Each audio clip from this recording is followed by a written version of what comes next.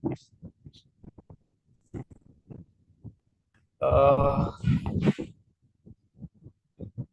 Gayatri, hello Yumna.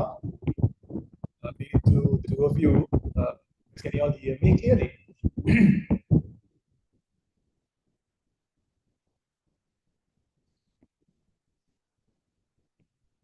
Hello people, hi.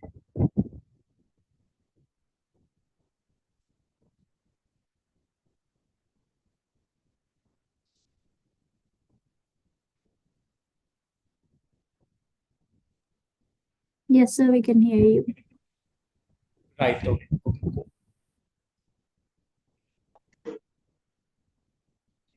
Should we start? Start right away, guys, because plan it. Look at 4 questions today within 3 hours. Let's see, yeah. We'll try our best to look at all 4. 3 we can definitely, discuss without any problems. So others will join, yeah. We'll start. Okay, people. So we'll get down to this straight away. This is the revision class. So in our last, session, we looked at costing techniques. Yeah. Remember, guys.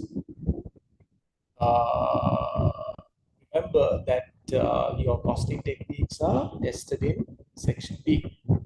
Okay, they're tested in. Okay. 1 second.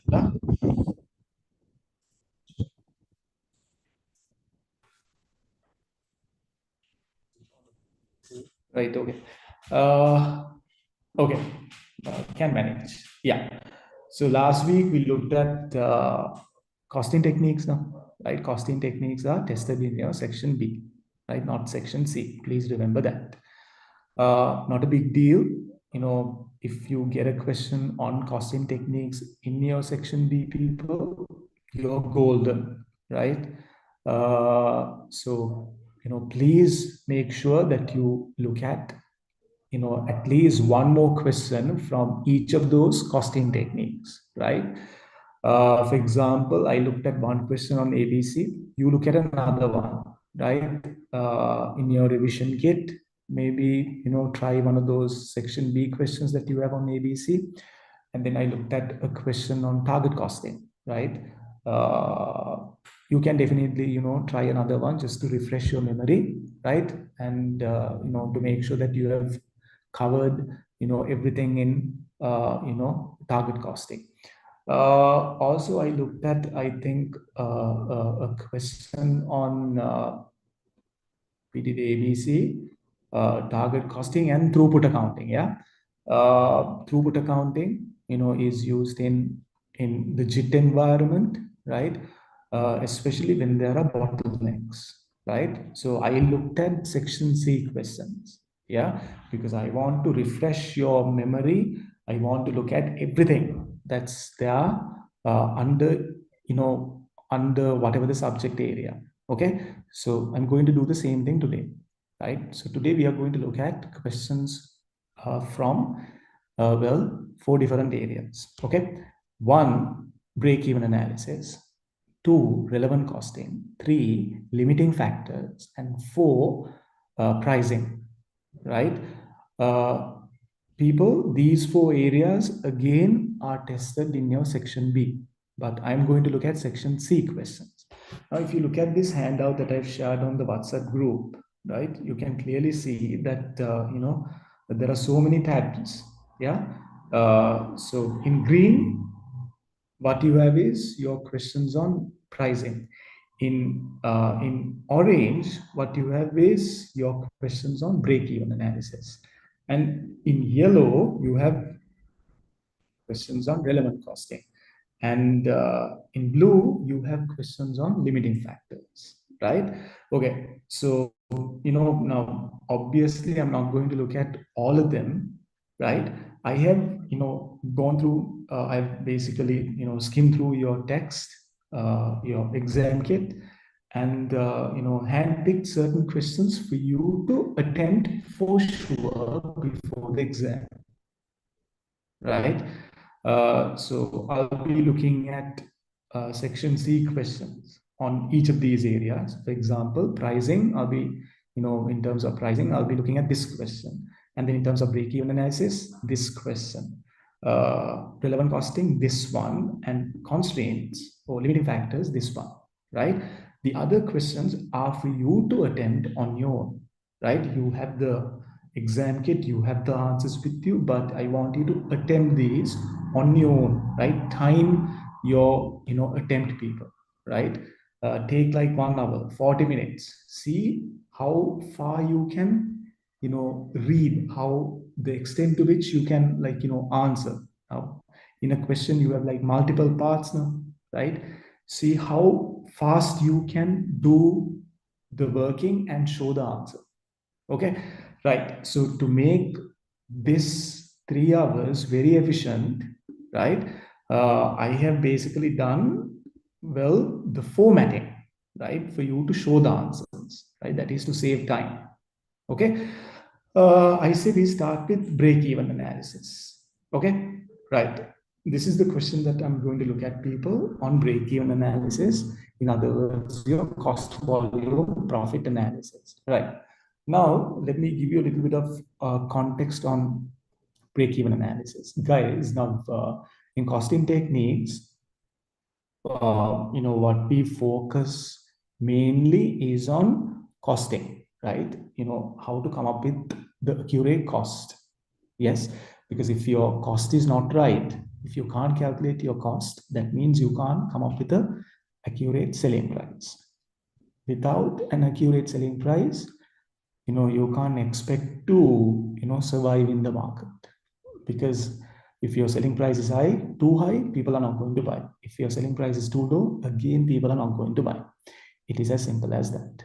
Break even analysis, people. So it's basically the point at which where you make no profits or losses. So why is break even analysis so important to us, right? People, now companies will always want to know the number of units or, the services that they have to provide in order to achieve zero cost or zero profit. I'm sorry.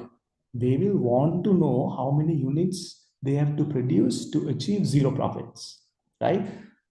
After that, what you have is profits now, right? So companies will keep that as a target. Okay, this many units, then zero profits. If we can produce more than this, profits. Do you understand that? So here, guys, we look at relationships between, fixed costs, variable costs, selling price, selling quantity. All of those are somewhat captured in break-even analysis. Do you understand that? Yeah. Now, break-even analysis is divided into two main areas. You have the single product break-even analysis and the multi-product break-even analysis. Single product break-even analysis not tested in your syllabus, right? Because it's very simple. Yeah. In PM, what they test is multi-product break-even analysis. So you have multiple products. How do you achieve break-even?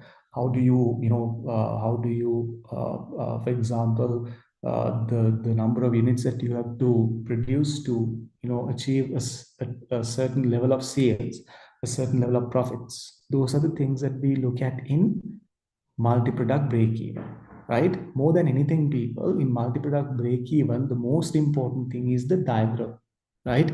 So in break-even analysis, we draw all kinds of diagrams now, right? You have cost volume, the diagram, you have contribution to sales diagrams, right? Different diagrams are there, right? Please go through the chapter, right? Do some questions, practice questions, that's there in your handout to refresh your memory, and then straight away past paper questions. Remember, even though I'm looking at a section C question on break-even analysis, this is tested in section B, right? So I want to look at everything under break-even, right? In one question, I look at everything. That's why I'm basically selected this question. Okay, right. People, so here you have 4 requirements, yeah? 4 requirements. You don't start reading the case study straight away. You look at the requirements. Part A, calculate the break-even sales revenue. Yeah, 3 marks. So can't be that difficult. Yes.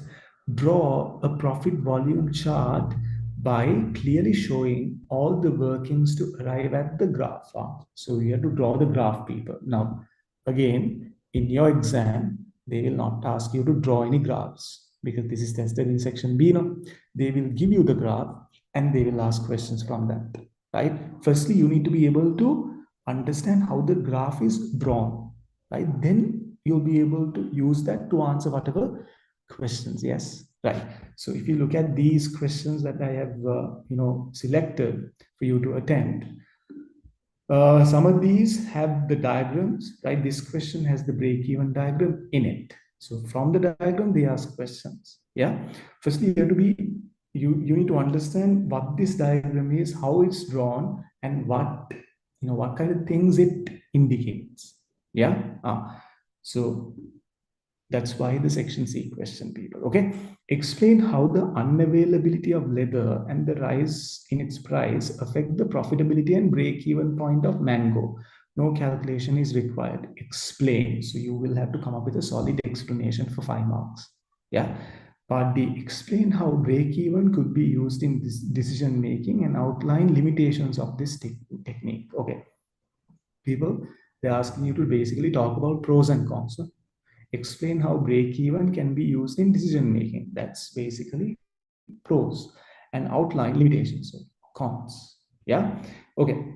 People, now this time I'm going to give you, say, 5 minutes, right? 5 minutes to go through the question, right? The question starts from here, right? Mango. Do you understand that? Okay.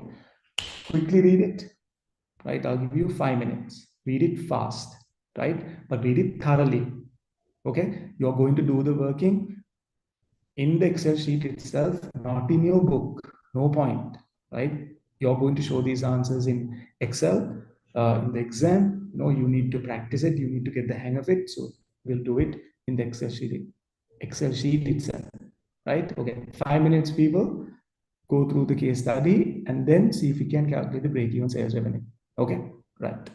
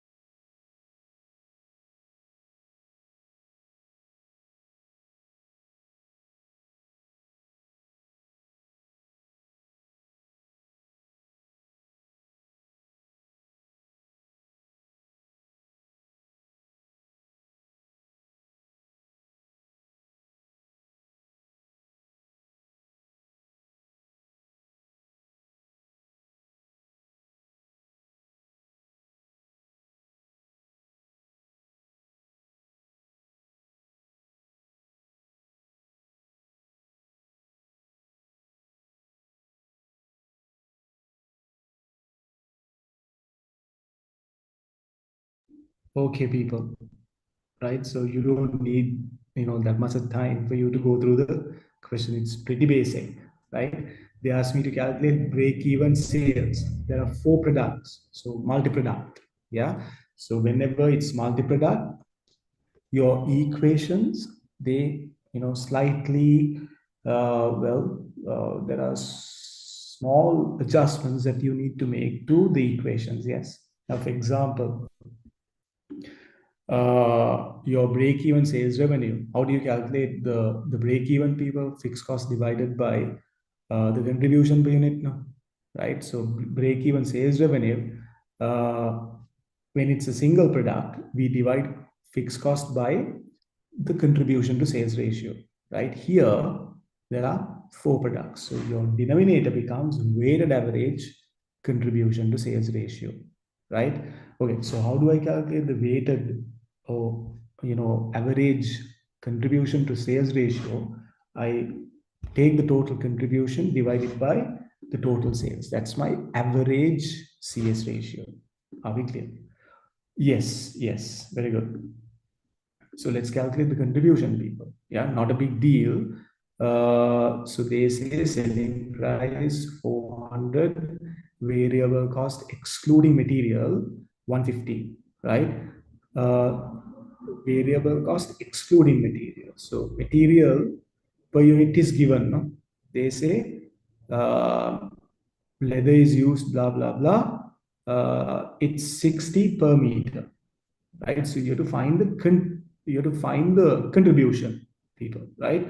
Total sales that you can put, that you can show very easily. So multiply the selling price by the production volume. So we'll do that firstly, 1000 into 400, yeah, plus here I have 2000 into 125. Here I have 1500 into. Oh, no, Ilma, I'm doing great. I just had, lectures at uni from 9 to 6, right? So my throat is a bit, I've been like, talking throughout, like, the day. So I'm trying to like conserve my energy because 3 hours, right? Have to do a lot, right? So 1500 into 150.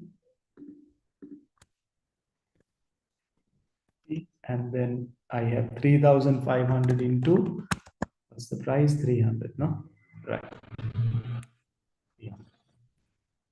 There you go. This is my total sales. Okay. Right.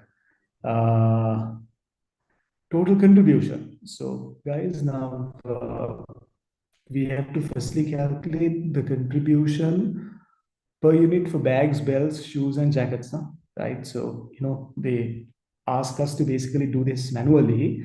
They ask us to do the manual adjustment for leather, right? So here I have, let's calculate the leather costs here.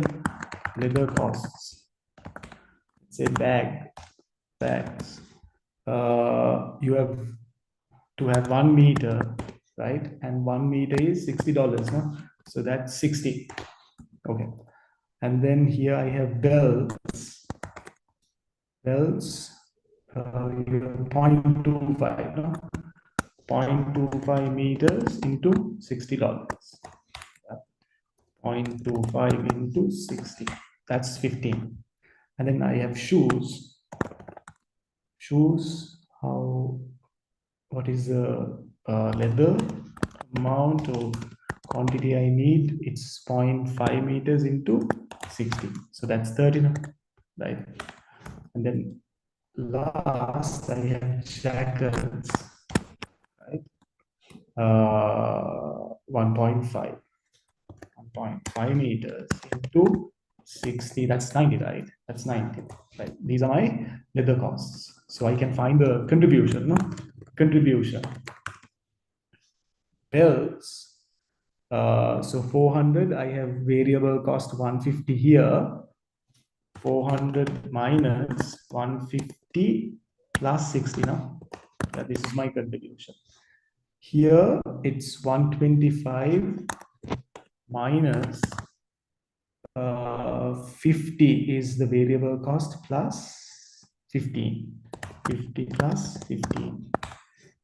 And then I have 150 here, 150 minus variable cost 65 plus 30, no? 65 plus 30. And then here I have 300 minus variable cost 125 plus 90, 125 plus 90, right? Okay.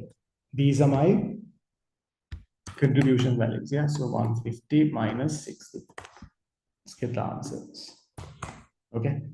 125 minus 50 minus 15, 60. Here 150 minus 65 minus 30, 55. Here 300 minus 125 minus 90. There I have the contribution per unit people, right? So what I need to do is multiply the quantity by the contribution. 1000 into here contribution is 190, right? Here 2000 into 60, and then I have 1500 into 55 plus 3500 into 85. There you go, right? So you need to get the totals, people, right? Totals and then the answer. Can someone give me the answer?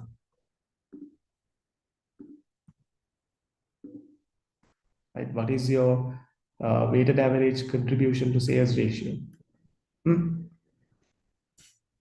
Still doing it?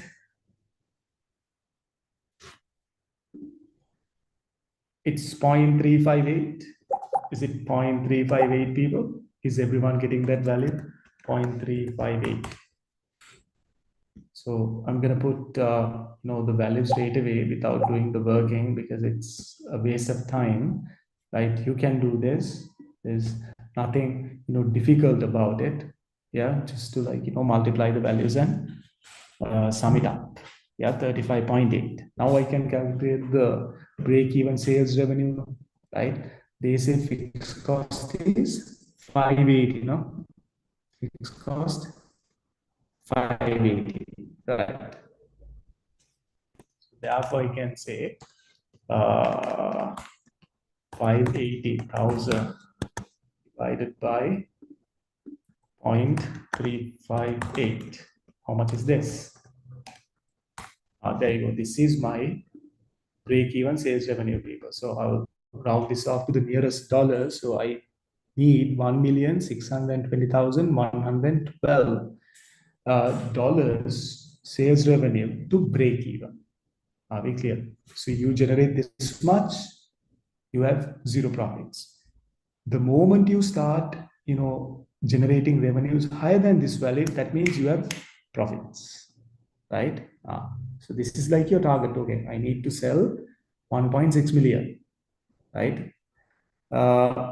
More than 1.6 million is pure profits. Are we clear, people? Right? Pretty basic. Part B. Draw a profit volume chart, people. So, when there are multi-products, when there are more than one product, right? More than one product rather, before you draw the diagram, you need to rank the products. No? You need to rank them, right? Then only you start, making them, right? So I will explain the logic of ranking once you do this working, right? So people, can you do the working? Can you do the working fast? Right? Sales quantity 1000, no? Here belts 2000. Here 1500. And jackets 3500. Okay. So how do we rank these four products, people? Based on sales to contribution ratio, or you divide the contribution by the selling price. That's what you use to rank the products, right? Okay, so here selling price is 400, right? Here it's 125, here 150, here 300. Contribution. Now we've already calculated the contributions now. 190, 60, 55, and 85. Right. Now we divide the contribution by the sales ratio. Right. Apply it across. There you go. Now, people, what does this contribution to sales ratio indicate? Right? How much contribution you're generating per unit of sales is what this indicates, right? Now, if you look at the four values, right, belts have the highest, contribution to sales ratio, no? Right? So from belts, you're getting a high contribution. That's what you need to understand. Very high contribution, right? If you look at jackets, see, contribution to sales is only 0.28. What you need to understand is when you make jackets, your contribution is very low, right? So higher the contribution, that means the more the ability for you to cover your fixed costs. Does that make sense? Yeah. Higher contribution means, now there are four products. Yeah. There are four products now. Bags, belts, shoes, and jackets. So your objective is to draw the diagram, right? Yes, that's the requirement, but understand, you're trying to determine the break even, point, or the break even, level of sales. So, you need to start producing belts. Firstly, why is that? From belts, you get a lot of contribution. From that contribution, you can recover some of the fixed costs. Do you understand that? That's the logic, people. Higher the contribution, the more the ability for you to recover fixed costs. Yeah. So here, ranking is first, second, third, and fourth. So I'm going to say higher the contribution, more the ability to recover fixed costs,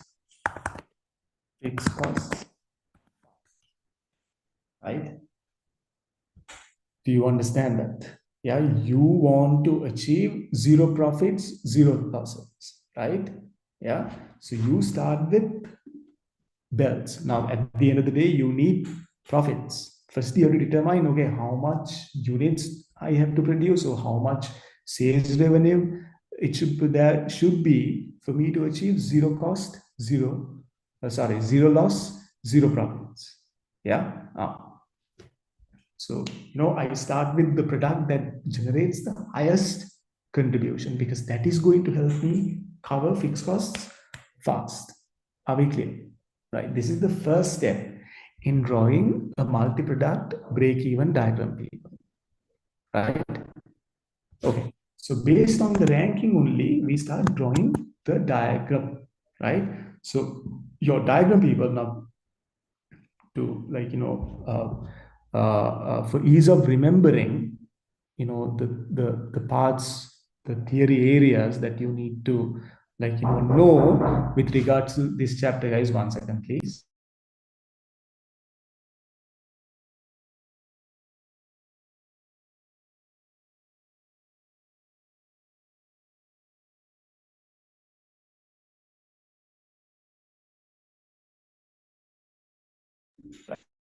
Sorry about that, people. So now I have basically laid down all the steps, right? Why is that? Because to make it easy for you to remember, right? Okay. Step number 1, ranking the products. That's done.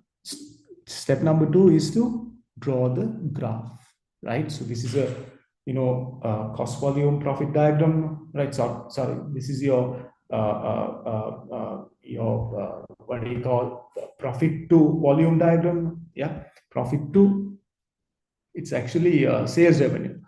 Okay, so in drawing the diagram, right? So again, to save time, I have basically drawn the diagram, right?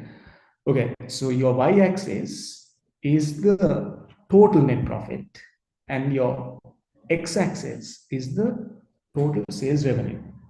Yeah, right. You firstly mark these two. That's your step number 2, right? Drawing the diagram and marking these is your step number 2. Step number 3, right?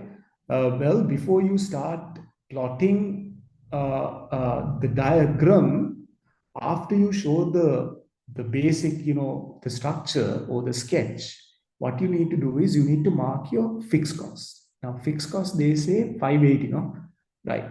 So here, guys, this is my, this is the origin, right? So fixed cost is going to be down somewhere here, right? So even, at what do you call, the fixed cost, the argument is you're going to have to incur that no matter what, right? Your sales revenue can be 0, but still you're going to have fixed cost of 580. There you go, right? This is the fixed cost, people, right? This is where we start drawing the diagram, this point. Are we clear? Okay. 580. Right. Okay. Step number 3, right? So we are going to start with the product that gives me the highest contribution. Why? Because I need to recover my fixed cost fast. So belts, right? Belts. Now you need to show belts in this diagram, right? So you have to find basically a x value and a y value. Then only you can, show it diagrammatically, right? You need to find x coordinates and y, x coordinate and the y coordinate. Are we clear? Right. So product, what's my product? Belts, no? So belts. Ranking 1 first. Okay. Sales. So guys, now do you realize that sales is your x-axis? So when I calculate this value, this is my x value, right? So I'm going to say x value. Does that make sense? Okay, right. So how many units are we planning to sell, people? 2,000, right? 2,000 into, what's the sales price?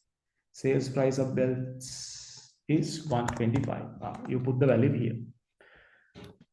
2,000 into 125, 250,000, right? Okay, so this is my x value, people, right? So you mark 250. There you go. You mark 250 in your x-axis. 250. Yes, right. Then what do? I need to find the y value. Y value is the net profit, right? So to derive at the net profit from sales, I have to figure out my contribution. From the contribution, I need to deduct the fixed cost. Yeah, right. I know the total contribution from this product. No, you know what? Let me copy this here like this. Yeah. Okay. Total contribution 2,000 into, what is the contribution per unit of belts? It's 60. So 2,000 into 60. How much is that? Into 60. That's 120,000 people. Now I need to minus the fixed cost. Right? This is my contribution from belts. I minus the fixed cost. Fixed cost is 580. No? So the argument is, from your fixed cost 580, you're recovering 120. So the net amount that you need to recover is only 460, right? This is actually your net loss, right? So this is your total fixed cost. You're producing only belts. From belts, you get 120 contribution, right? So from the fixed cost 580, so the balance that you need to recover is only 460. This is my net loss, people. In other words, this is my y value. This is my Y value. Y value. Yeah, Y value. So you mark 460 here. There you go. Right now I have 2 points. No, I marked 250. I marked. Sorry, my X value was 250 and my Y value was 460. So this is the point, right? Somewhere here, right? You get the idea, no? Right? Like that you have to come down somewhere. Okay, I'll move it here.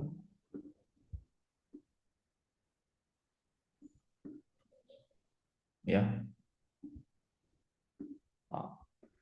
So I'll take this my eye level, and then what do? You join these 2 points, people, are like this. There you go. This is my product belt. So I'll say, you know what? I'll just type it here. It's easy, no? Belts. Right. Now what do? You continue the process. You do the same thing, right? You work according to the rankings, right? Right. Okay. 2 minutes, people. Get the values and then plot the diagram, right? 2 minutes. Do it fast. Any questions? Abdul, Gayatri, Ilma, Dani, Yumna, any questions? Can do, right? Pretty basic. Pretty basic, yes. Right, okay, okay. Go ahead.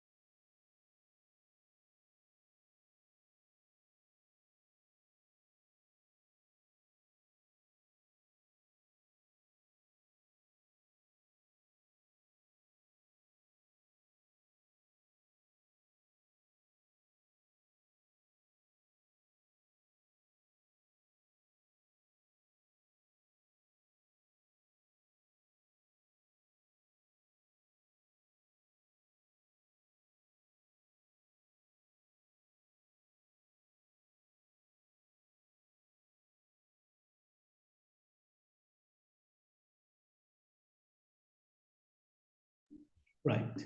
Second product is belts, bags. Let's say bags. Ranking second, right?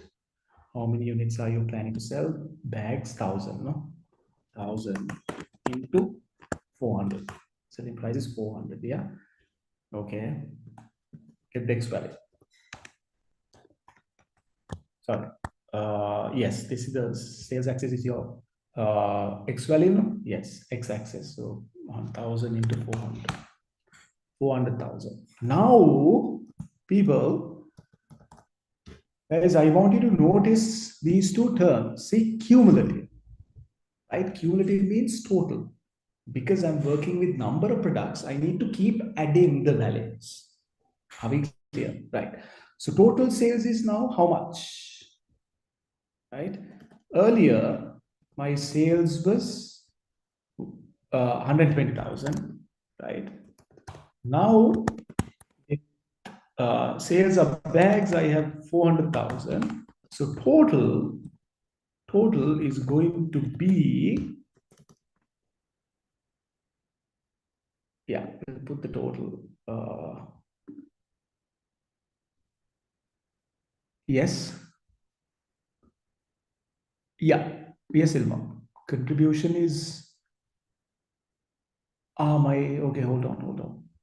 Oh, yes, my bad. Yes. Sorry. Yeah. Thank you, Ilma. It should be 250 now.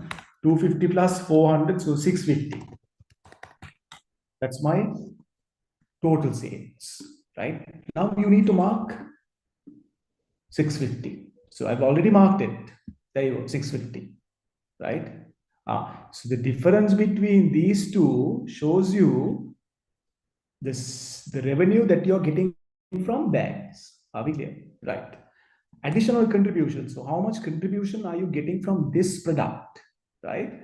What is the contribution per unit of bags? 190. 1,000 into 190 into 190,000. Now, people, remember, earlier you generated a contribution of 120. The whole idea is to recover this 580, right? So from this 580, you recovered 120 thanks to bills. Now, after recovering, you only have 460 to recover. Yeah. So your net amount that you need to recover after you produce bags is, so 460 is how much you have from the last working. Now to this I need to add 190. This is my net cumulative. So minus 460 plus 190. Yeah, so I get the value straight away, people. This plus, you know what, I'll link the cells plus this 270. There you go. Still we are incurring a loss even after producing bags. Still we are loss making. X value, Y value. Now plot it. People, now do you understand, if you get like a massive contribution from one of these products, you recover your fixed cost very fast, right? That if you can recover your fixed costs fast, that means more profits. Yeah, you can generate profits, right? So now I mark these two values. So this is actually my X value because I need to mark the total sales, cumulative sales. So that's 650. Yeah, 650. And my net cumulative profit is 270, still minus. So that's here, no? Somewhere here, people, on an eye level. Somewhere here, no? Right, there you go. So now you connect these two points. There you go. So this, the red color line shows bags. Yeah. Okay. You get the idea? Can do the rest, right? Can do the rest now. Do it. This is a very simple exercise. Yeah. Third one, choose. Choose.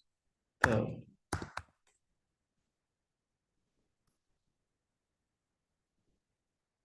We're planning to sell 1,500 units. Price 1,500 at 150. Okay.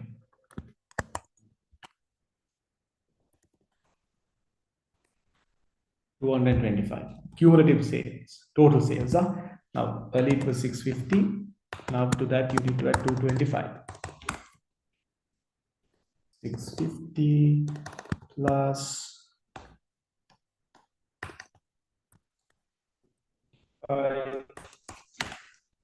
875. So this is my X value. Market. X value. Market people, right? 225. Sorry, 875. There you go. I've already marked it for you. Yes. Okay. Y value.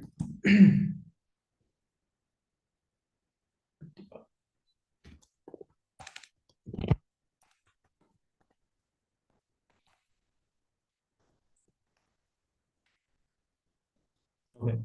There you go. Now from shoes, I'm getting 82.5 contribution. Are we clear? Yes, I'm getting 82,500. Now from earlier, after I produce bags, I still have to recover 270,000 of my fixed cost. So now 270 plus this, I only have to recover 187,500 people. This is my Y value. Market 875, 187. There you go. It's already marked.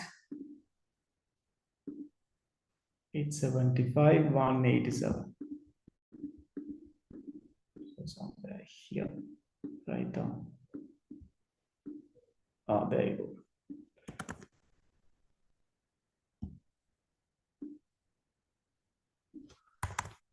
This is shoes. Last, you have jackets. Ranking 4, sales 3,500 at 300.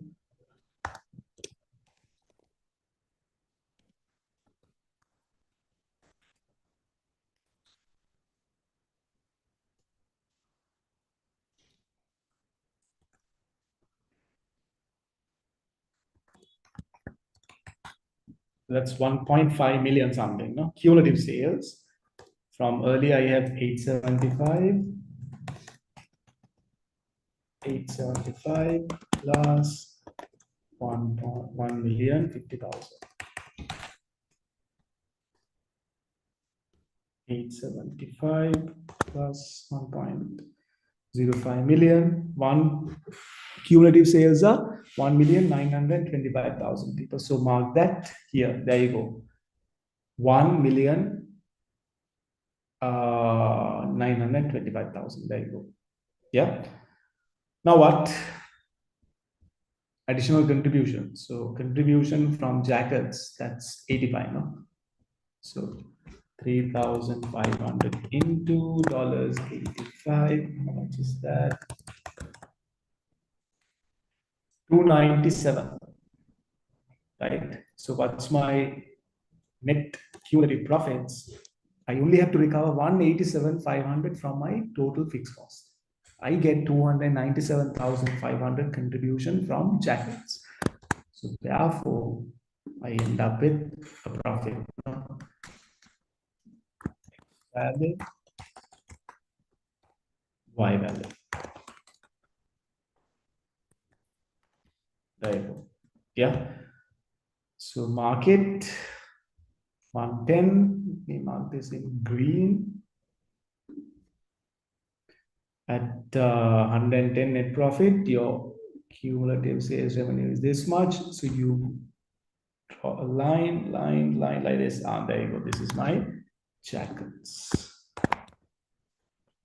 So obviously, the point at which this line cuts your x-axis, that's where your break-even sales revenue is arisen. I know the break-even sales revenue now. I calculated that. So that's 1.62 million. No? That is this value, people. Right? This value, right? This is my 1.6 whatever break-even sales revenue. Right? So I'll put a right, there you go. This is my break-even sales revenue. Done. So easy. So very easy, people. Are you clear? Any questions? Any questions? So this is how the diagram is drawn. Yeah. Any questions, people? Pretty basic, yeah.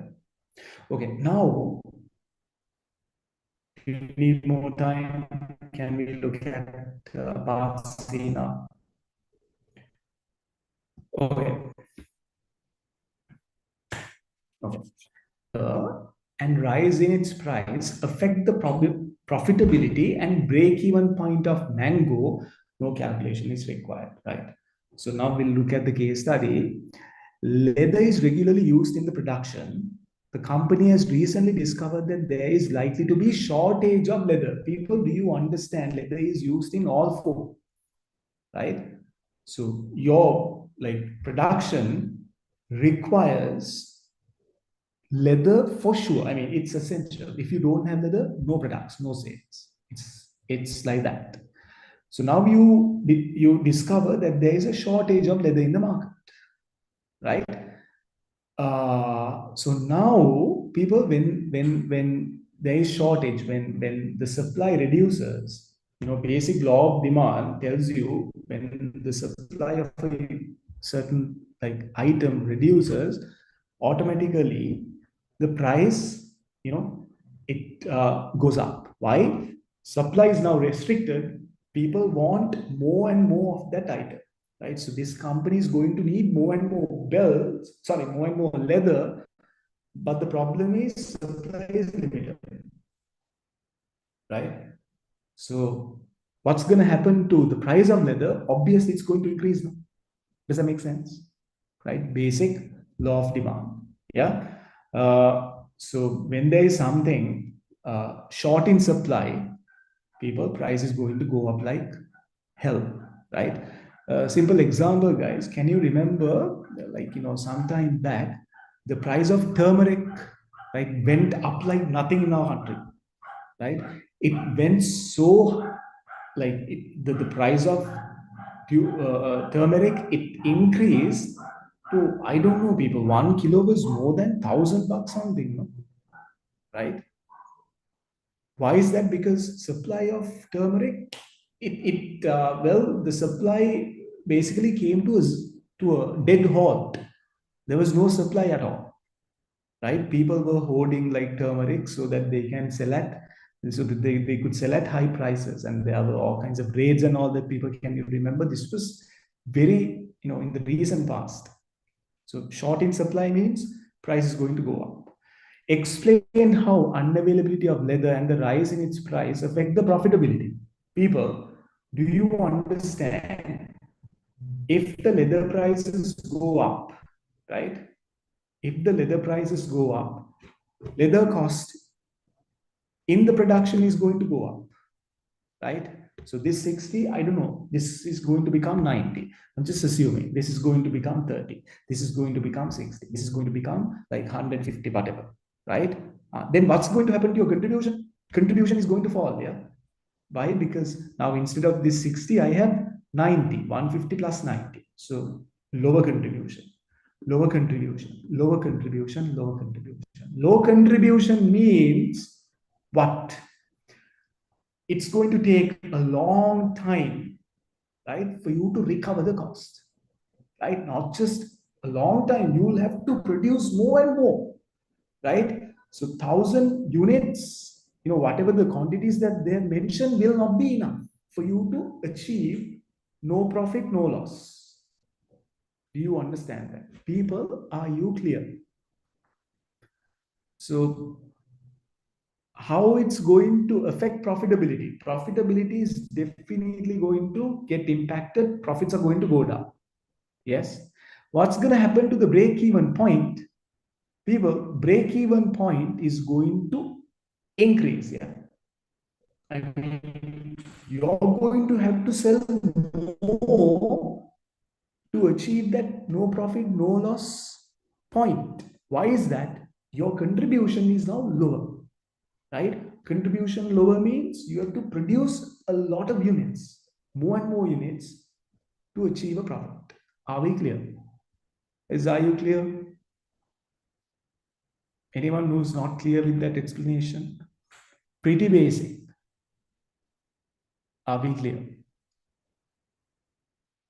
Okay, so I hope that it's I hope that you understood my explanation. So what you need to say is, now for 5 marks, there's nothing much for you to write, no? So you can say, when leather is short in supply, naturally the price of leather may increase.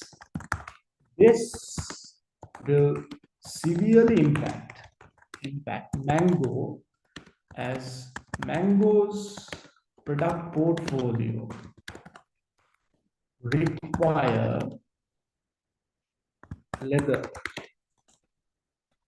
Mango's, let's say, entire product portfolio requires leather, right? Due to the increase in leather price, increase in leather costs, overall variable cost of production increases or may increase.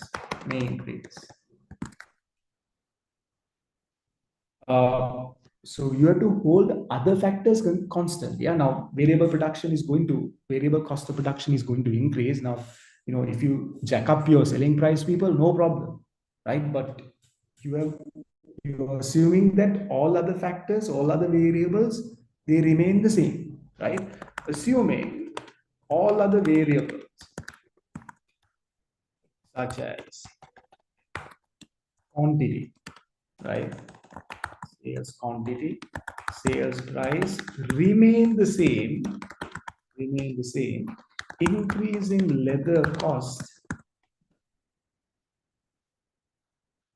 increase in leather costs lead to a decrease in profits, right? As a result, the company will need to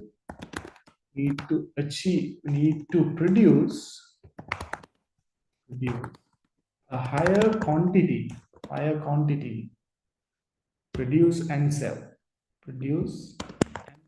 a higher quantity to achieve break even.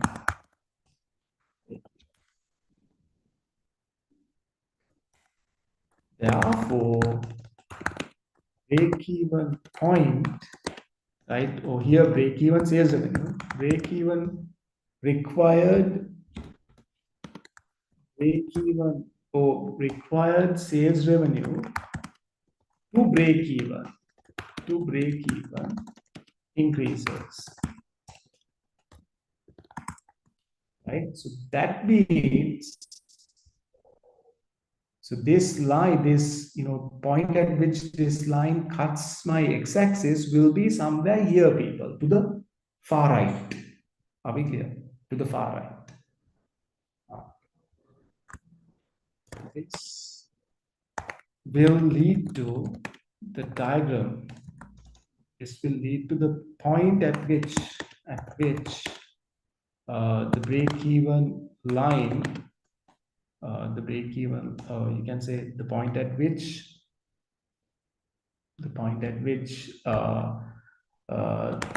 the graph, the line above intersects x-axis to move to the right. Right? Now, guys, this is not a big deal. Even you can come up with an answer, right? But I want you to remember something, right? When the examiner reads your answer, there has to be a flow, right? There has to be, things have to be in an order, right? You can't say, okay, this will, lead to, you can't start with this, people, and say, okay, leather is short in supply, price is increasing, right? And then you talk about something else. No, it has to be in an order. Are we clear? People? Any questions?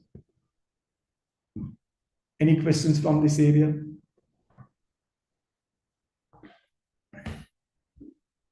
Right. Okay. Part C is done. Part D. What's part D? Explain how break-even analysis could be used in decision-making, outline limitations. Okay. So what are the pros and cons is what they're asking you. Benefits. So it shows, break-even actually it is a target, people. It acts as a target, right? So the company is going to work, so that they achieve that target, right? Break-even sales revenue, break-even point, or even sales revenue acts as a target, for the company to achieve so that the company knows the minimum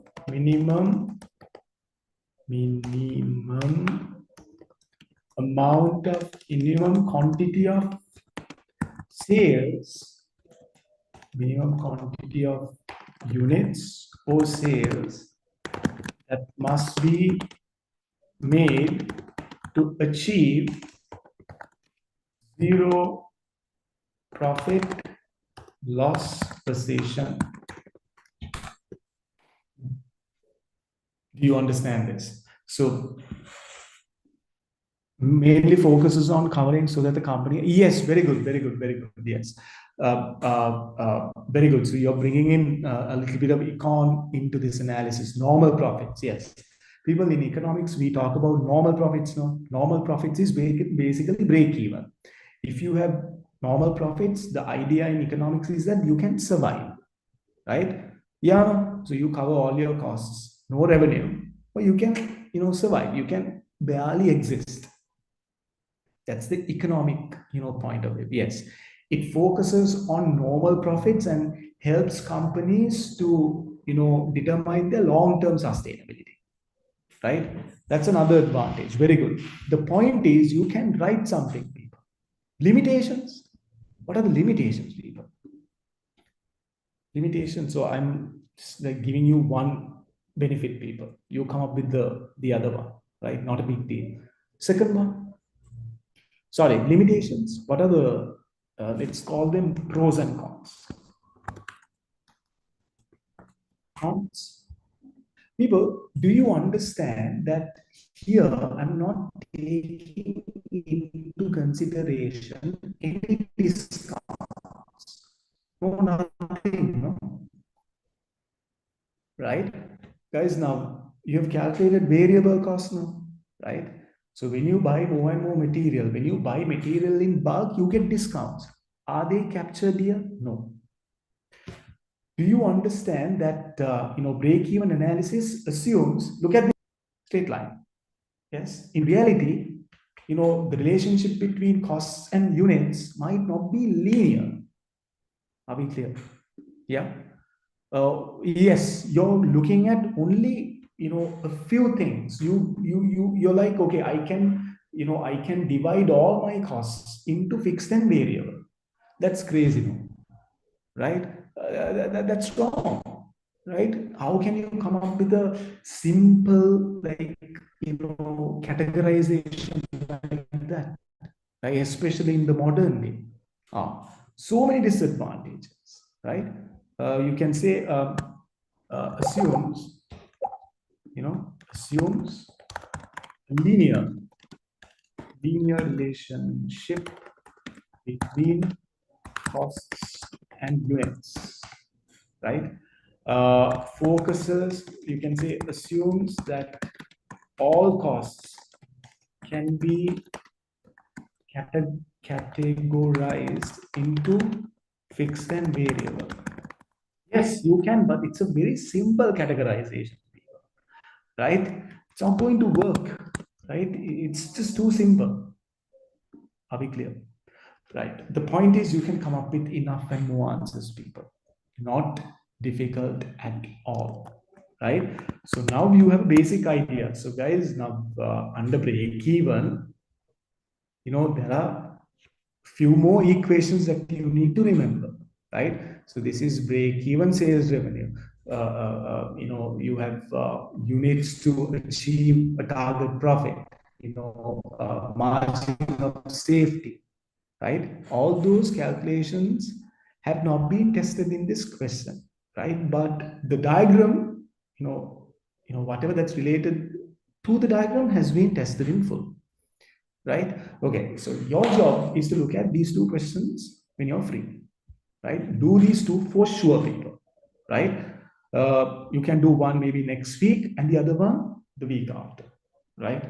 So, you don't have a lot of time now, so you should be studying like hell now. Are we clear? Right? Very, very basic, pretty straightforward, people. Are we clear? Any questions that you want to ask at this point before we move on to the next question, people?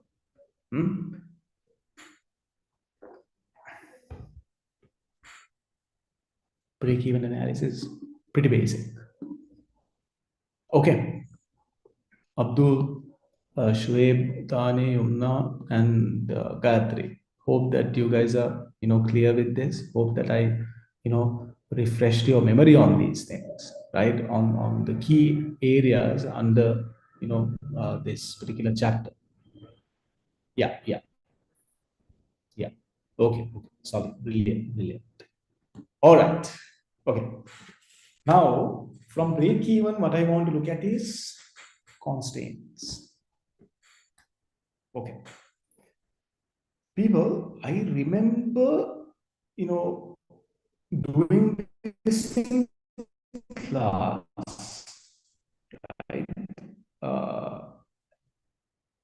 Maybe it wasn't, with you all. So Ilma, I checked it with you, no? Yeah.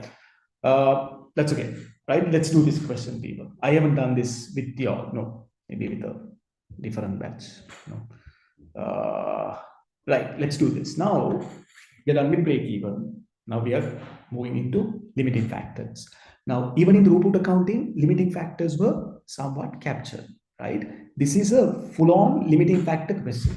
Limiting factors, in your PM, you have single limiting factor analysis and also multi limiting factor analysis. Yeah, multi limiting factor analysis is your linear programming, people, right? Now, here I looked at a question which has both, right? So, a solid question, people. Okay. So, the first requirement, look at this. Assuming that CSC company keeps to its agreement with Encompass Health, calculate the shortage of beta, the resulting optimum production plan, and the total profit for the next month. Okay. So in limiting factors, people, what they usually ask is come up with the optimum production plan and find the profit. So what's happening in a limiting factor, scenario, people, you have different processes, different materials, right? Something is short in supply. So because of that, the capacity to generate more and more units and make profits goes down. So what do? You adjust your production so that it fits the limiting factor. For example, let's say 3 machines are there, machine A, B, C. A can handle 300, B can handle 300, C can handle only 200. So no point putting 300 into A and B. Why? Because B can handle only 200. So start with 200, right? That's the argument in limiting factors, people. Remember, so we start with 200, right? So we are not utilizing A and B in full. So that's a wastage, right? Yeah. What can we do about it? Nothing. Nothing in the short term. In the long term, what we do is we remove the bottleneck and install like a new machine, right? Come up with something new so that it can handle the same units as your other processors. Are we clear? Okay, right. So here they say, assuming this company keeps to its agreement with Encompass Health, calculate the shortage of beta, right? So this must be this, whatever, beta must be short in supply. So I have to find by how much we are short, right? For example, we'll need like 150,000 beta, but the availability could be 120,000. So we are short by 30,000. Like that, you need to find by how much you're short. Yes. So to make your life a bit easy, I have come up with the working plan, right? Okay, I'll give you 15 minutes, people. 15 minutes, do it fast, right? Read the question, do it fast. Now we are looking at part A, right? So these are the information, just a couple of paragraphs for you to read, and then straight away, show the workings, right? 15 minutes, Right. Start now, people. 15 minutes. Huh?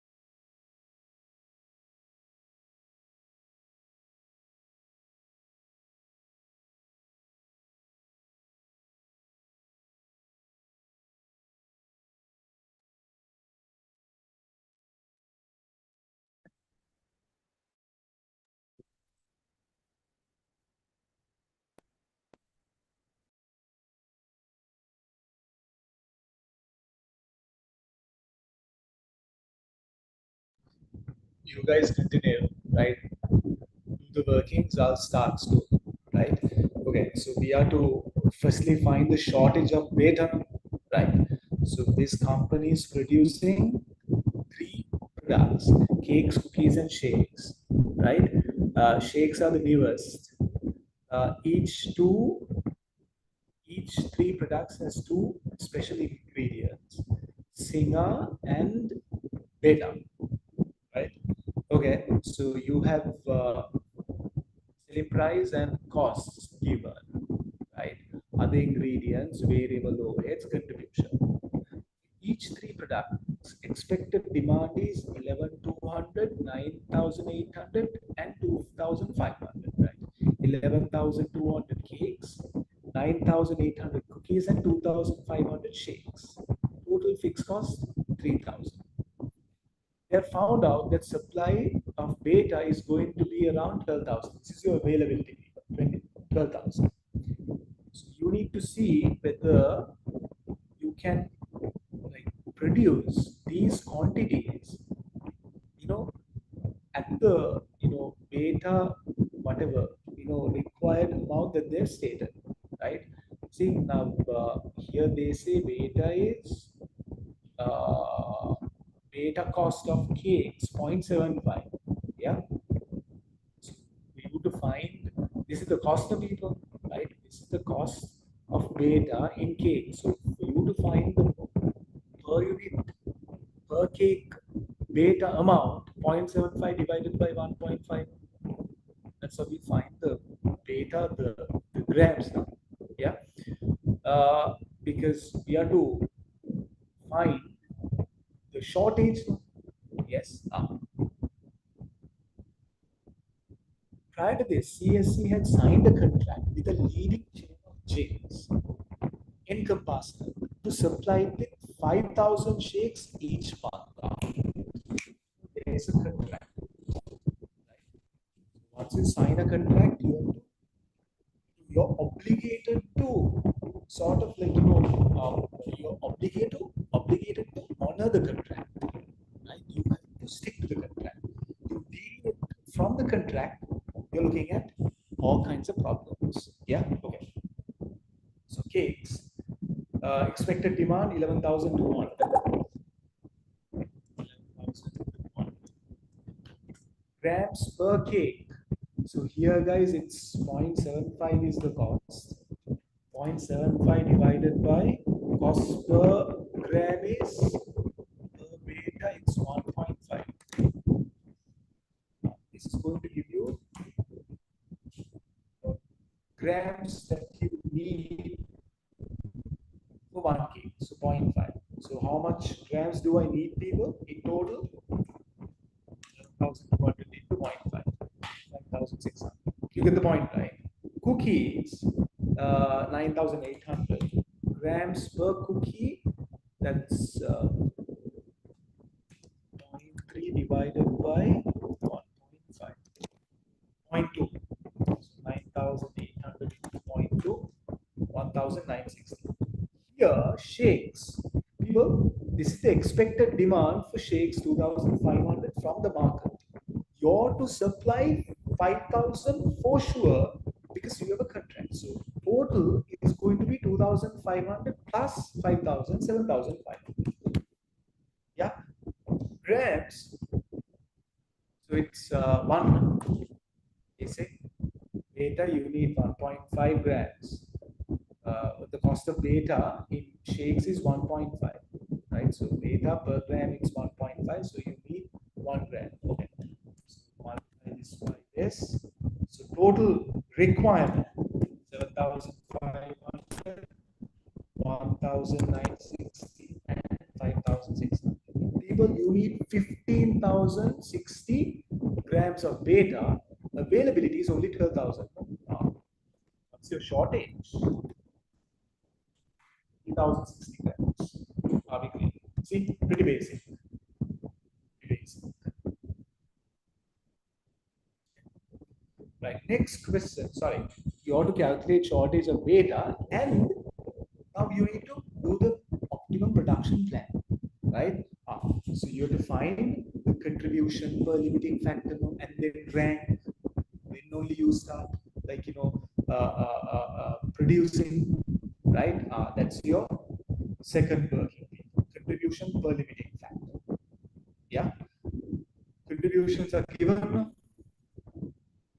0.6, 1.75, 0.6, 1.75, and shakes it's 1.2.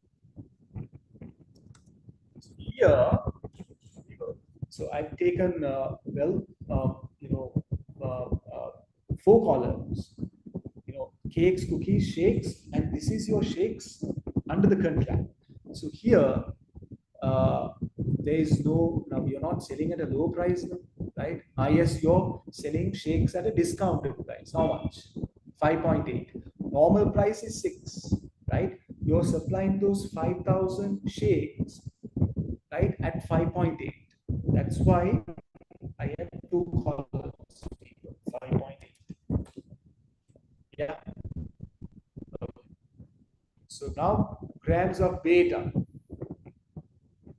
Grams of beta, I know the grams, so I'll just link the values. 0.5. And you also want now will rank it. Yeah. Divide the contribution by the limiting factor.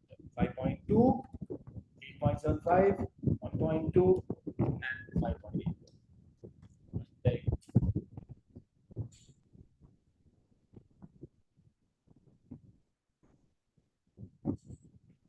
go. Sorry.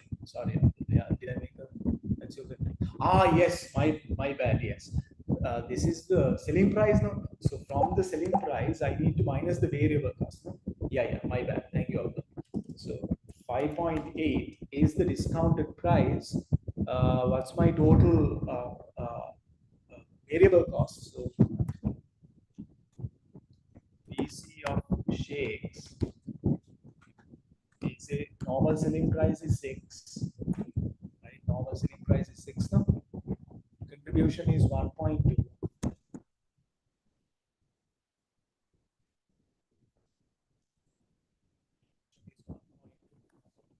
I take the difference. That's my variable cost. 6 minus 4.8 is my variable cost. I have adjusted selling price 5.8 minus the variable cost 4.8 or see people, right? Yeah.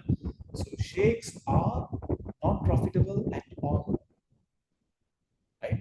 According to the contribution per limiting factor, you can see the highest is generated by cookies first. Number 2, second, this one. Third, obviously the shakes that you supply to the market. This is the shakes that you supply to the gyms. People, you are, so you read the question, right? I want to walk you through the question in full because you read it. See, you're a health food company, you sell these 3 products. Shakes are the newest product out of the 3, right? You're selling shakes to, see, the company has signed a contract with a leading chain of gyms to supply with 5,000 shakes. Right? So you're supplying, the shakes to a chain of gyms, right? So at a discounted price. Discounted price is 5.8. Normal price is 6. You're selling 5,000 at 5.8. Right? So there you go. So shakes are anyway, not a good looking product because my contribution to sales ratio is 1, right? It's 1.2 here. Here it's 1. People, if it goes below, like 1, then you're looking at completely. I hope that you understand. If you know what, let's keep this at a simple level. You can see from this you get a very high contribution. Here, not bad. These two are like shakes, it's as a whole, shakes not a good product. Okay. Now what do? I need to come up with the optimal production plan, right? So this is the normal table for people, right? Okay. So you start with the total grams. Since we are bound to, yes, definitely, yes. Abdul, yes. Now that's what I'm going to explain. So people, you have how many grams of weight of 12,000, right?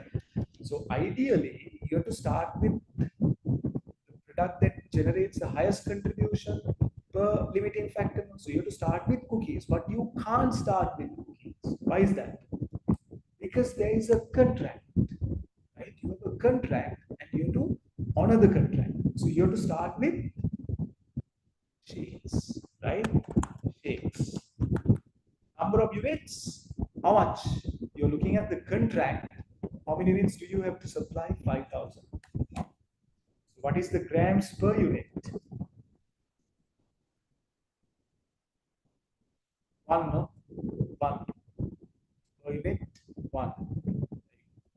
Total grams, 5,000 into 1. 5,000. So you had 12,000. Now, because of this contract, you have to use 5,000. So availability after that is 7,000. Contribution per unit, people, contribution is not 1.21, even though we are looking at shakes. So this is contract. I'm going to say contract here. Right. So you supply at the reduced selling price. So therefore, your contribution is going to be per unit is going to be 1. Right? 1. So therefore, total contribution 7,000. Sorry, number of units into the contribution paid. Right. Now you can do the rest. Now what do? After you satisfy the the conditions of the contract, now you can start working on your you can start doing the process in the normal, right? So you start with cookies. Number of units 9,800. No? Yeah. Grams per unit, 0.2. Grams 1,960. Right. So you can get the balance grams here. So from 12,000, because you use 7,000, you only have 5,000, right? So beta. No, sorry guys. Yeah, you don't have to get this value. Sorry, yeah, my bad. So you have 7,000 remaining. So from 7,000, you minus this amount, 1,960. Contribution per unit is how much? 1.75. Therefore, total contribution is 17,150. Multiply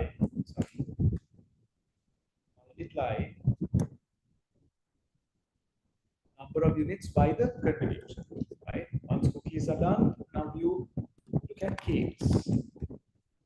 How many cakes? 11,200 something. Here, grams 0.5. How much? See, you can't, satisfy the entire demand, because for you to satisfy the entire demand, you need 5,600 grams of beta. Now, after producing shakes under the contract and cookies, you only have 5,040. So your amount that you can use is only 5,040.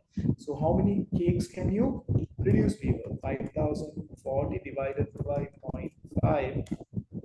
You can produce and sell only 10,080. Here, your cumulative grams become 0. Contribution per cake is 2.6. This into 2.6. Total contribution is 2.6 into 10,000 each, right? So therefore, total contribution, that is the 48,000 something. From that, you minus the fixed cost. What did they say? Fixed cost something 3,000. Total fixed cost is 3,000. See, 3,000. You minus that. Minus 3,000. Total 45, 358 people. Are you clear?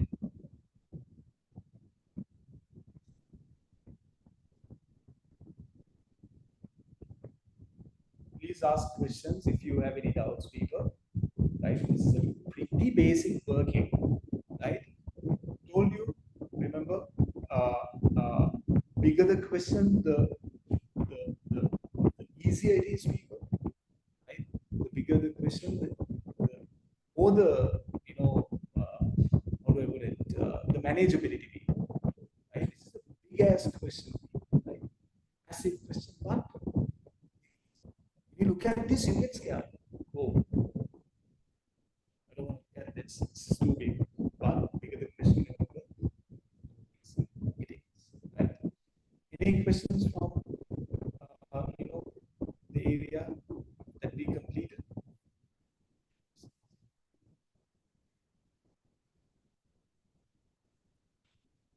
Any questions?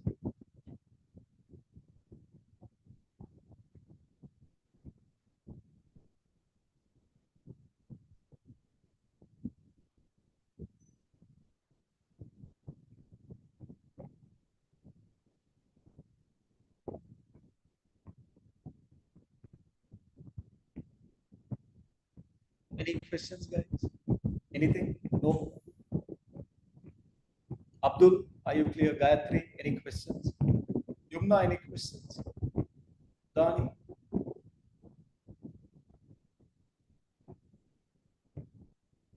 Nothing?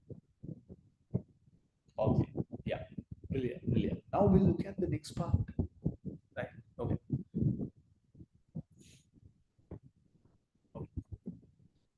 Part B. Discuss whether. Oh, no, no, no, no. We are done with A. 1 month later, supply of data is still limited. C.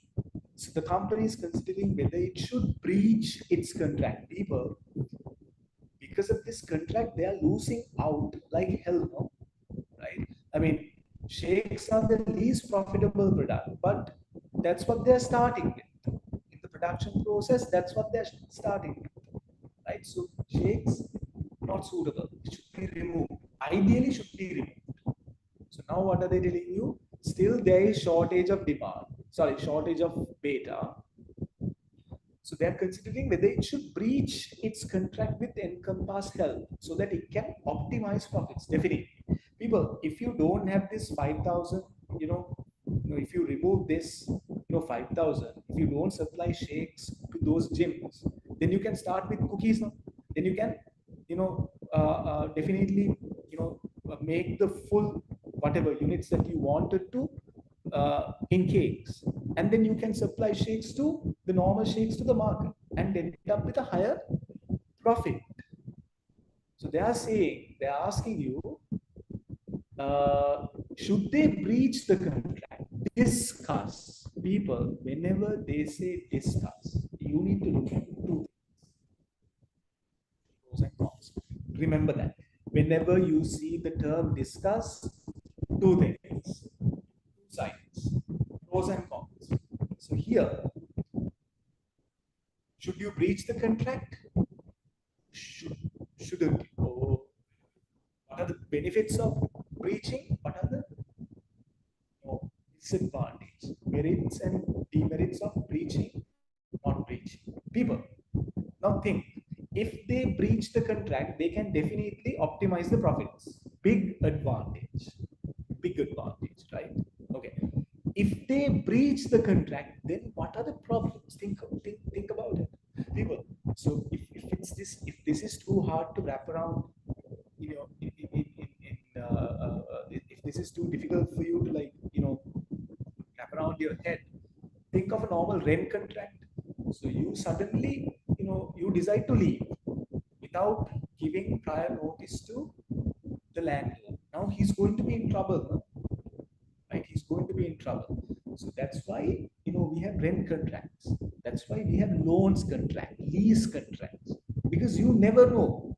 People sometimes they cancel things out of the blue. They're like, no, I'm not going to do this anymore.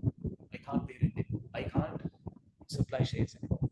What are the bads that can happen? Like bad things that can happen to this company if they breach the contract? Yeah, compensation. Up to be a bit more elaborative. See, 4 marks, no? 4 marks. Be a bit more elaborative. So discuss. B, discuss. So pros of breaching the contract. Right? Can optimize profits. Can optimize profits. Yeah. We can. Just going to say that can optimize profits. People, you can't write answers in this way. Huh? You have to write the full sentence. To save time, I'm writing like, short answers. Damage to the brand image. Very good. People, see, they are a health food company, right? Health food companies. Now, you take our country, nothing is healthy, right? Especially food. So unhealthy, right? Too oily or too soggy or whatever, people. It's not just, good for fit for consumption, but we still have to eat them. There's no choice, right? So now you have branded yourself as a health food company. Now, see, and you're selling high energy products, energy drinks, cakes, shakes, cookies. So your target market is teeny tiny people, right? Your target market is basically people who go to gyms and work out, right? Health buffs. So, you're targeting those people who work out, like, who try to stay fit. That segment in the market is very, very small, right? So your target market as it is, it's small, right? Then what is happening if you cancel the contract? Now you're canceling the contract that you have enforced with a gym, with a gym. It's a chain of gyms. So in Sri Lanka, we have what do you call Power, right? Power, not a good gym, but they have gyms like in basically most of the towns in our country, right? So what is going to happen?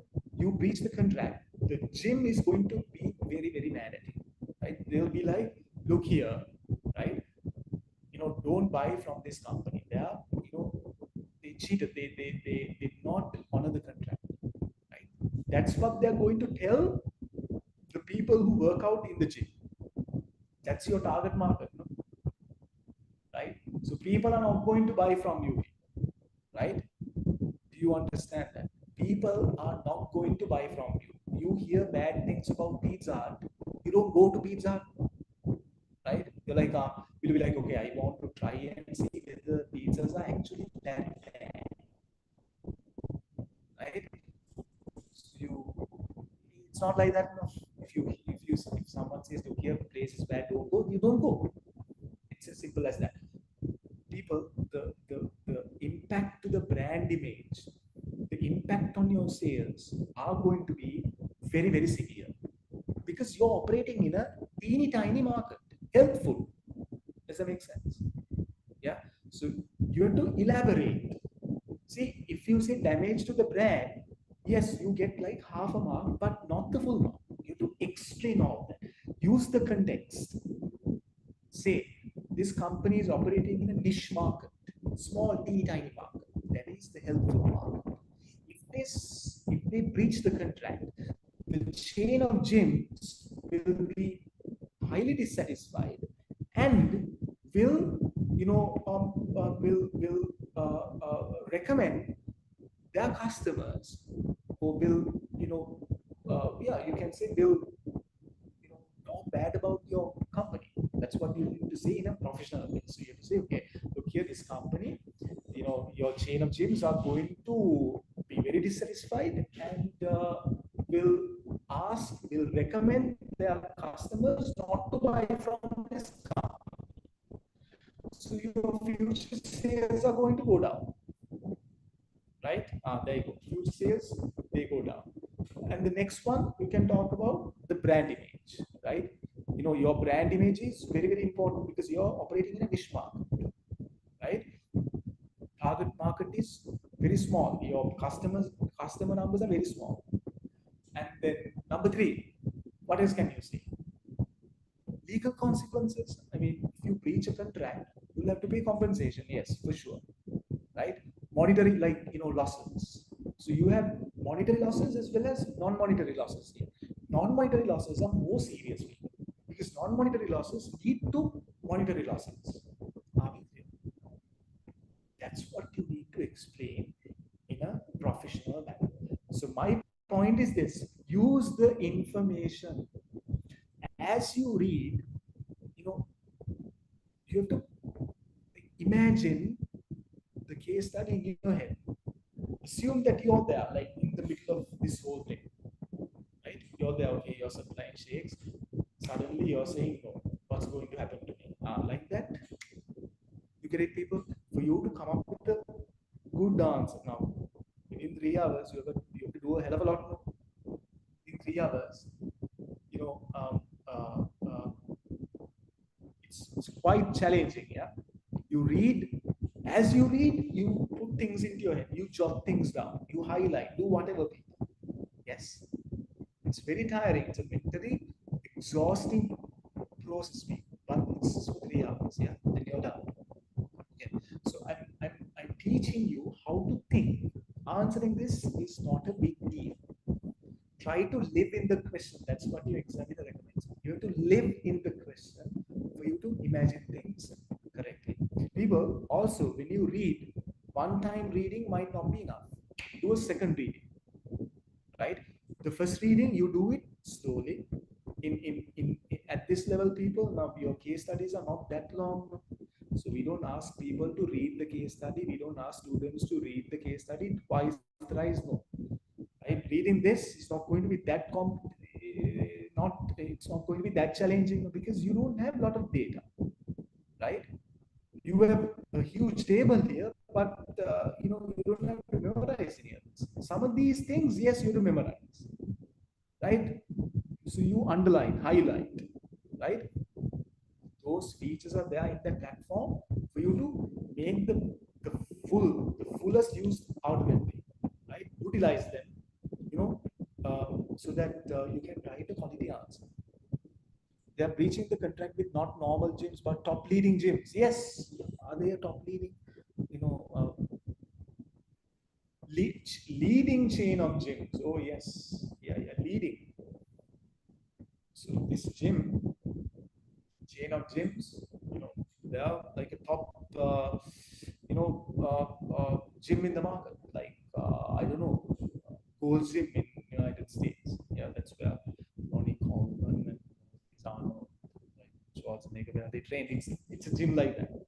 A lot of people go there, right? So when you hear that this company has been selling, like this company has breached the contract, they be like, okay, go in this company, they're cheap. They don't, they're not very ethical. Right? Like, okay, so can come up with an answer. Can come up with an answer, right? Okay, now we'll read this part. So I'm gonna like briefly highlight the points. Pros, cons of breach.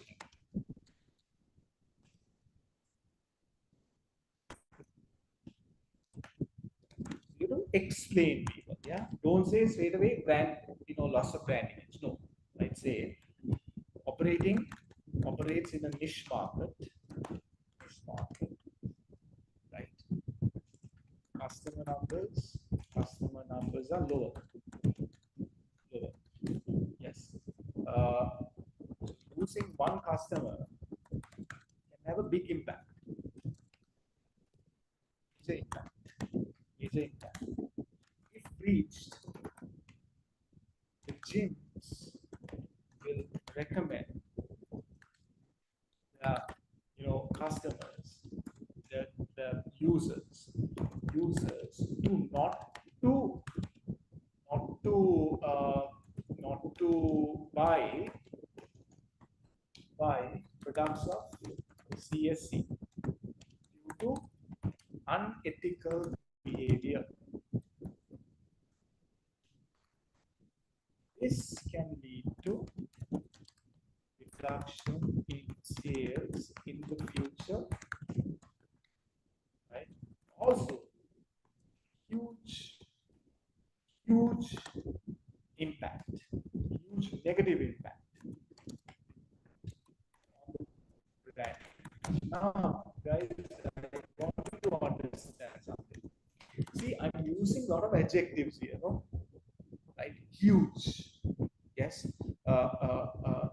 People, your examiner wants to like understand how well you have understood the question, right? Your answers will indicate the extent to which you have understood the question, right? So tell him a story. Try to tell him a story. Try to make up a story in his head. You're saying, okay, look here, problems, blah blah, huge impact, right? Huge impact. So your answer, in other words, should speak to the examiner. Your answer should be alive. You can't have dead answers, people. Use adjectives, huge, massive impact, right? Don't use huge, massive, like, everywhere, right? When appropriate, when it's appropriate, you use those terms. Yeah, your answer must look good. Now, you don't have to write a lot in PM. Luckily, you don't have to write a lot. So it's a simple explanation that you need to come up with. So try to come up with a solid explanation. Yes, right. Part B done. C. What are they telling me in part C?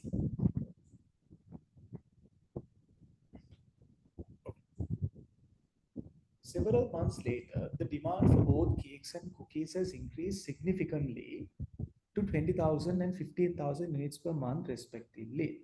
However, CSC has lost the contract with Encompass Health after suffering further shortages of supply of beta, singer, and labor force. My goodness. People, so demand for cakes and cookies have risen. You have lost the contract. Also, there is now shortages of beta, singer, and labor force. So multiple limiting factors. We are looking at a linear programming scenario, people, right? CSC has decided to stop making shakes at all. No shakes, only two products now, cakes and cookies, right? They have shortages in beta, singer, and labor force. Three limiting factors. CSC now needs to use linear programming to work out the optimum production plan for cakes and cookies. Obviously, when you have multiple limiting factors, use the option is to use what you call a linear programming solution. Yes, right. The variable x is being used to represent cakes by cookies. So people in linear programming, you have to remember, you only have two variables. Always, it's just two variables, right? So you have two products here. Cakes, cookies. Cakes is x, cookies is y. Right, okay. The following constraints, can you remember, people? We did, I think, close to 3 questions, right? On linear programming. Yeah. Not going to do a full linear programming question because it's pretty basic, right? I want you to look at the practice questions that we did in class, right? Now, people who are watching this, and who haven't followed my classes, make sure to do a full linear programming question, right? If you can't remember anything, do a full question, right? As in, question where you have to draw the diagram, right? Find the feasible region, yeah? the ISO contribution line and all of those, right? That's the best way to refresh your memory. Yeah. So people in linear programming, once you formulate the constant, once you define the variables, then what you do is you come up with the constraints. You formulate the constraints in terms of inequalities, no? Right? So here you have 0.25x, 0.5y less than or equal to 12,000. Yeah. Supply of beta has increased. Not really, no? Not really. Ah, yes. By 12,500, only by 500. No? Only by 500. Not a lot. Yeah. So Singer, your supply is 12,000. So what are these values, people? So per unit of cake, you need this much Singer. Per unit of cookie, sorry, why is cookies? No, yeah. Per unit of cookie, you need this much of Singer, right? Here, 0.5x. What does this 0.5 tell you? You need 0.5 grams of beta per unit of cake. You need 0.2 grams of beta per unit of cookie, right? That's the logic. Okay. Labor is this much. Yeah, there you go. So these are your, I think, maximum demand. So the demand for X is less than or equal to 20,000. Demand for Y, that's cookies. So maximum demand is 15,000 for cookies. Maximum demand for cakes is 20,000. Right? Now what do? You draw the diagram. So they have drawn the diagram. Right? For each constraint, you have a line. Yeah. So there you go. Demand for cakes, demand for cookies, beta, Singer, labor. Right? And then you have another line here.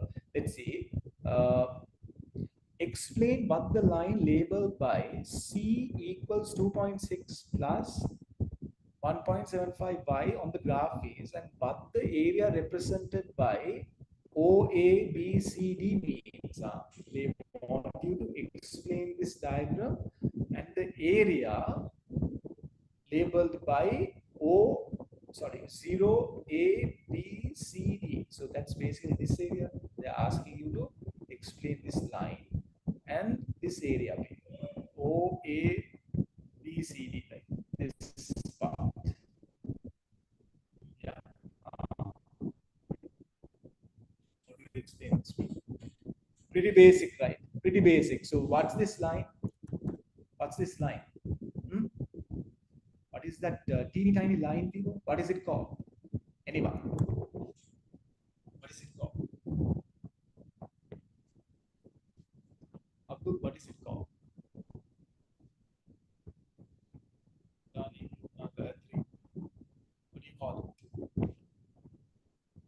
ISO contribution line. Very good. Yes, it's your ISO contribution line. Yeah. So what does it represent? What does it represent?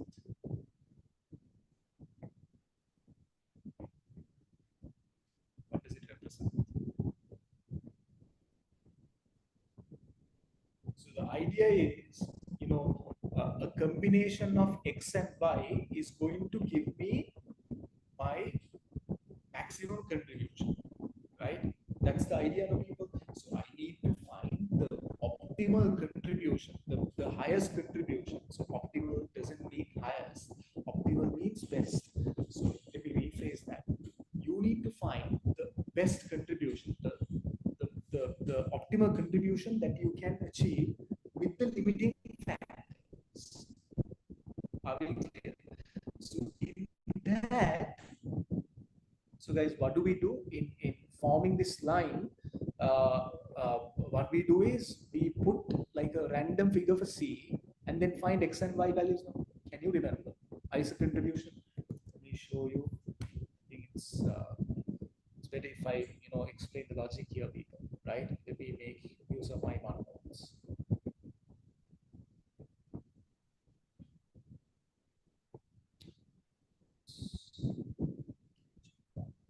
One second. Now.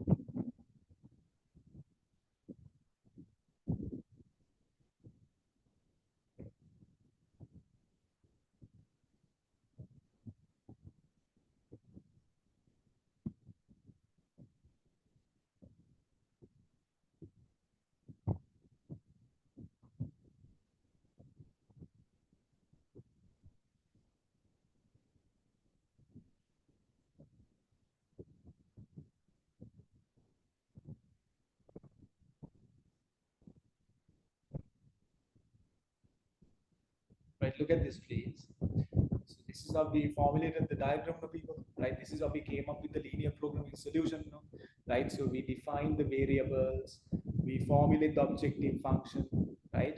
Uh, we formulate the constraints, and then we draw the diagram. Yeah. So when we draw the diagram, we convert those inequalities into equations, and then find x and y values. Yeah. We make y0 and find x. We make x0 and find y. Like that, x and y values are found, and then this diagram is drawn. Yeah. This diagram is drawn. There you go. So here, this is my ISO contribution line, right? So ISO contribution line, if you look at this explanation, right? So I'm just going to refresh your memory. Now, linear programming can be tested in two ways. Number one, they will ask you to find the maximum contribution, or they will ask you to find the minimum cost. So maximizing contribution and minimization of cost. Those are the two variants that you have in linear programming questions, right? So this is a hypothetical, line, right? ISO contribution line is a hypothetical line, which basically is used in calculating what you call the gradient, right? So if you can't remember, people, so in this question, right? So we have seen, right? C equals 2.6 plus 1.75y. So we put a random figure for C, and then we find x and y values, right? And then what do I do? What do I do after that? So here I have done it, people. So we put a random value. See, assuming C is 2800. See, a random value, people. You can put any value you want, right? This is how you draw it. You put a random value for C, and then you find x and y values. That's how your line is drawn, right? Then what do you do with that line? You move the ISO contribution line away from zero as much as possible, but you have to stay within this feasible region, right? That's the logic, right? You move this line, people, right? Because this is maximizing contribution. So you have to move this line away from zero. So this line is called the contribution line. It is used to find the optimal point in this feasible region. So 0, A, B, C, D is the feasible region. So how do I find the feasible region? In a maximization contribution question, people, your feasible region is going to stay underneath or below all these diagrams. Below. Yeah, below. Yes, Yunga. That's your optimal point. Optimal point is going to be, it's going to be very, very far from this origin. So we have to locate that point. Very good. Yes. Now I'm explaining the whole process. Yeah. So you find, you come up with this C line, right? This ISO contribution line, and then you move it, right? Now you can't move this line like here, right? It has to be within the feasible region. How do you find the feasible region? You have to look at the question. The question is to maximize contribution. When they say maximize contribution, feasible region is going to be underneath all these diagrams, like to the right or below all these diagrams. So this area, right? If it's a maximizing, if it's minimization of costs, then your feasible region is going to be above all these lines, above. Are we clear? So it will be this area, above this area. Because this is maximization of contribution, it's going to be below all these lines below. Are we clear? Yes. Okay. So I hope that you're clear with that explanation. So, I actually explained a lot of things. So, you have to explain C, this ISA contribution line, and how you draw that line, right? You take any random value for C, right? This is my objective function, right? This is my objective function, right? So 2.6 is the contribution per cake, and 1.75, where's that? 1.75 is the contribution per cookie. So that's my contribution. This is my objective function, right? So I put a random value for my contribution, and then I find x and y values. That's how this line is drawn, right? And then you move the line away from 0.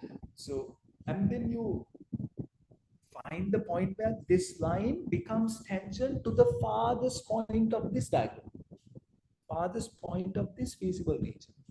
Farthest, like, it's going to be very, very far away from 0. Right? You have to move it, and like, in an eye level, you need to identify. Yes. Right. Explain how the optimum production plan will be found using the line. I just explained that. You need to move it this way, right? That is, if the question is asking you to maximize contribution. If the question is asking you to minimize cost, then you bring the ISO cost line towards 0. This way, right? Here, if it's a maximization of contribution, you take it away from 0. If it's minimization of cost, you bring it towards 0. Right? Are we clear, people? Are we clear on the logic? So if this is like, if this can't be Greek, right? If you're like, okay, what the hell is he talking about, man? I don't understand jack. People, you have to immediately look at some questions on linear programming. Are we clear? Yes, immediately. Okay, people, now I know you have a hell of a lot to remember, right? These are small things that that you're going to forget. Right? All of us are human beings, right? You can't remember all this in your head, no, right? If you can, people, then brilliant. But normal human being, average human being will not be able to remember all this. So that's why you need to keep in touch, like, do some questions, then you'll remember. Yeah. Okay. So I explained the answer to both C1, C2. Explain what a slack value is, and from the graph where slack value occur as a result of optimum production plan. People, now when you move this line, where do you think the farthest point is, right? It has to be one of the corners, no? It has to be A, B, C, D. It can't be here, because here it's 0. So this line, when we move it away from the origin, this line has to touch one of these corners, people, right? The corner that is the farthest away from 0, that's the optimal production point. That's the optimal point. So on an eye level, people, what is that point? What do you think? So you move this line, yeah? You have to move this line, people. So I'll draw a line.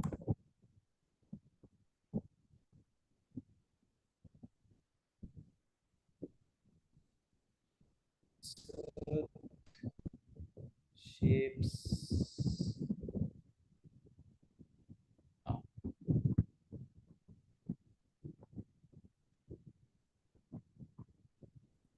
Like, yeah.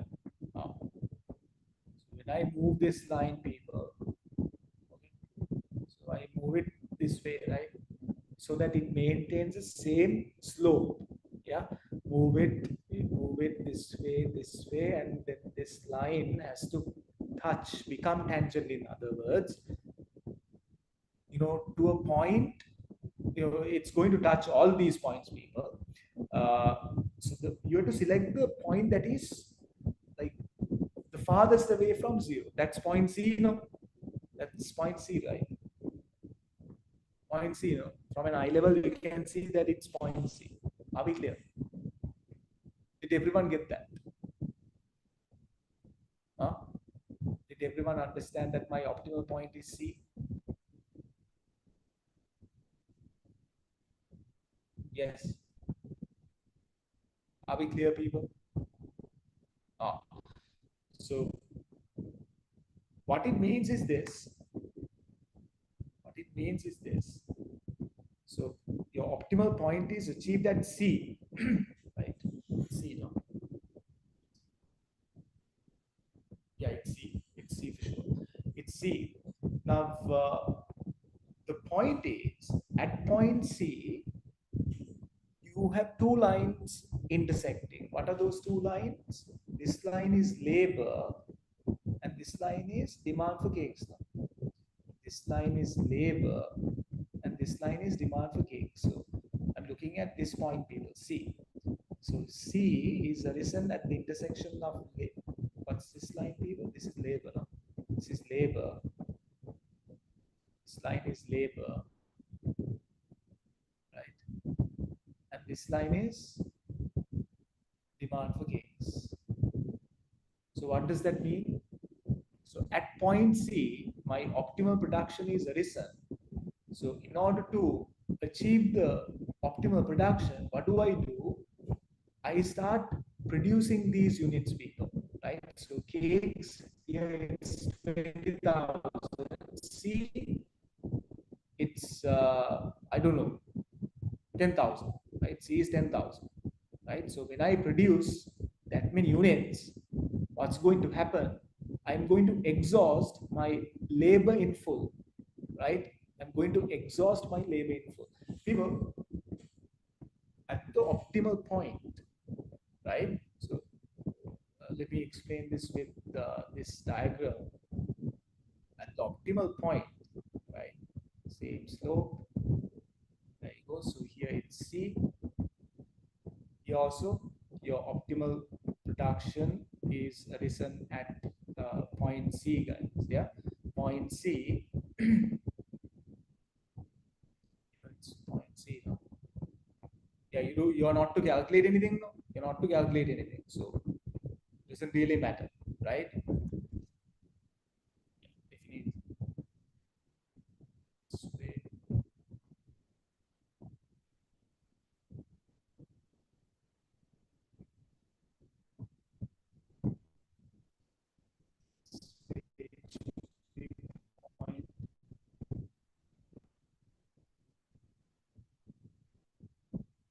C for sure.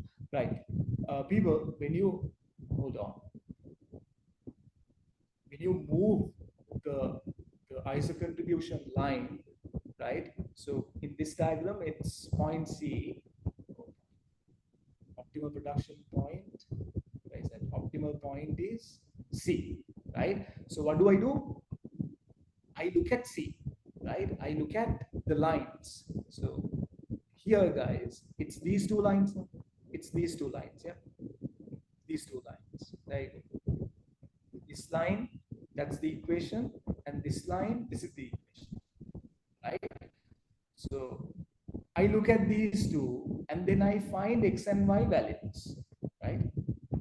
I look at these two, and then find x and y values. There you go, right? So y is 600, x is 625, right? And then I find the contribution. There you go.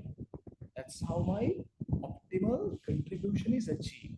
Now they're asking you to talk about the slack. No, slack. People, now you have other limiting factors, right?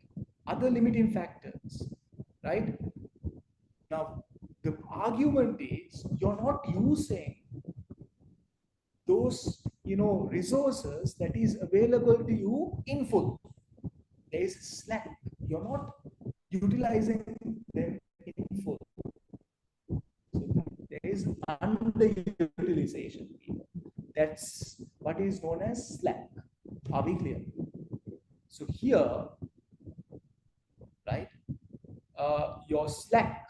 Explain what a slack value is. Slack is arisen when you're limiting, when your limited resources are not utilized in full. That's how we explain slacks. When your limited resources are not utilized in full, they're known as slacks. Yes. Uh, at the same time, people, you have slacks and shadow prices. So I'll refresh your memory on shadow prices as well.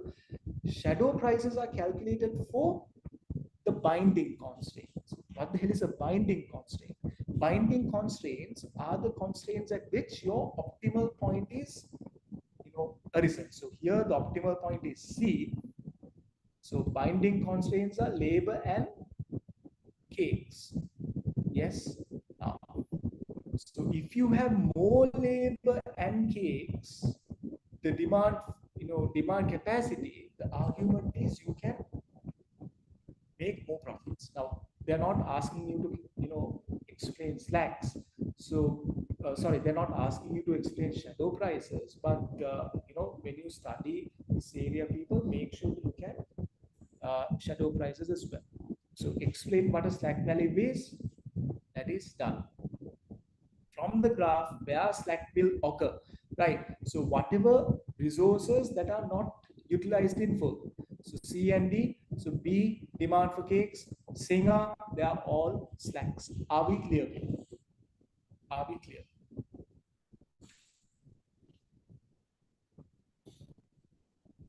I think I took way, too much time to explain this, what they call linear program, right?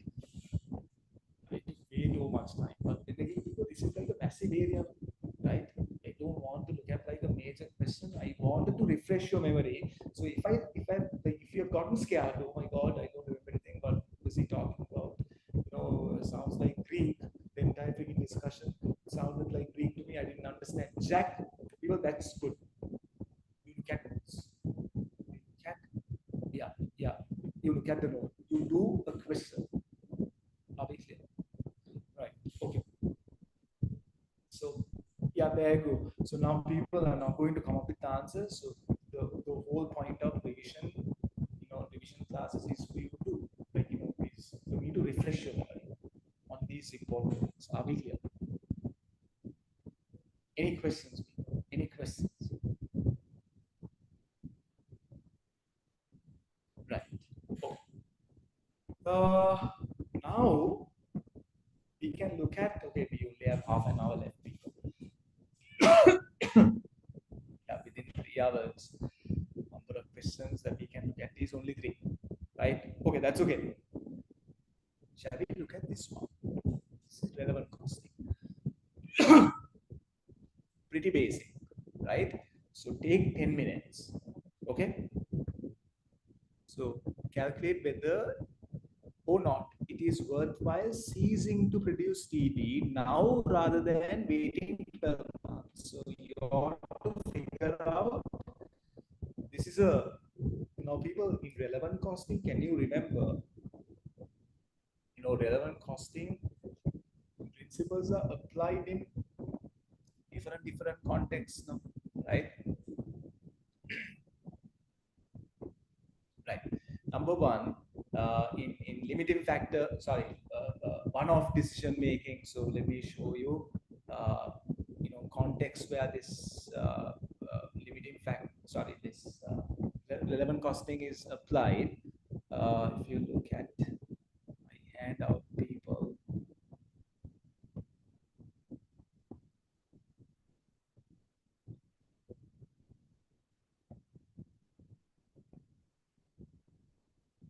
Right. Relevant costing is, there you go. It's involved with these aspects, people, right? We are looking at a shutdown decision. So you're trying to see if shutting down your the organization is worthwhile compared to continuing it, right? Sometimes the best option is to close it down now. Don't delay it. So here, if you look at the question,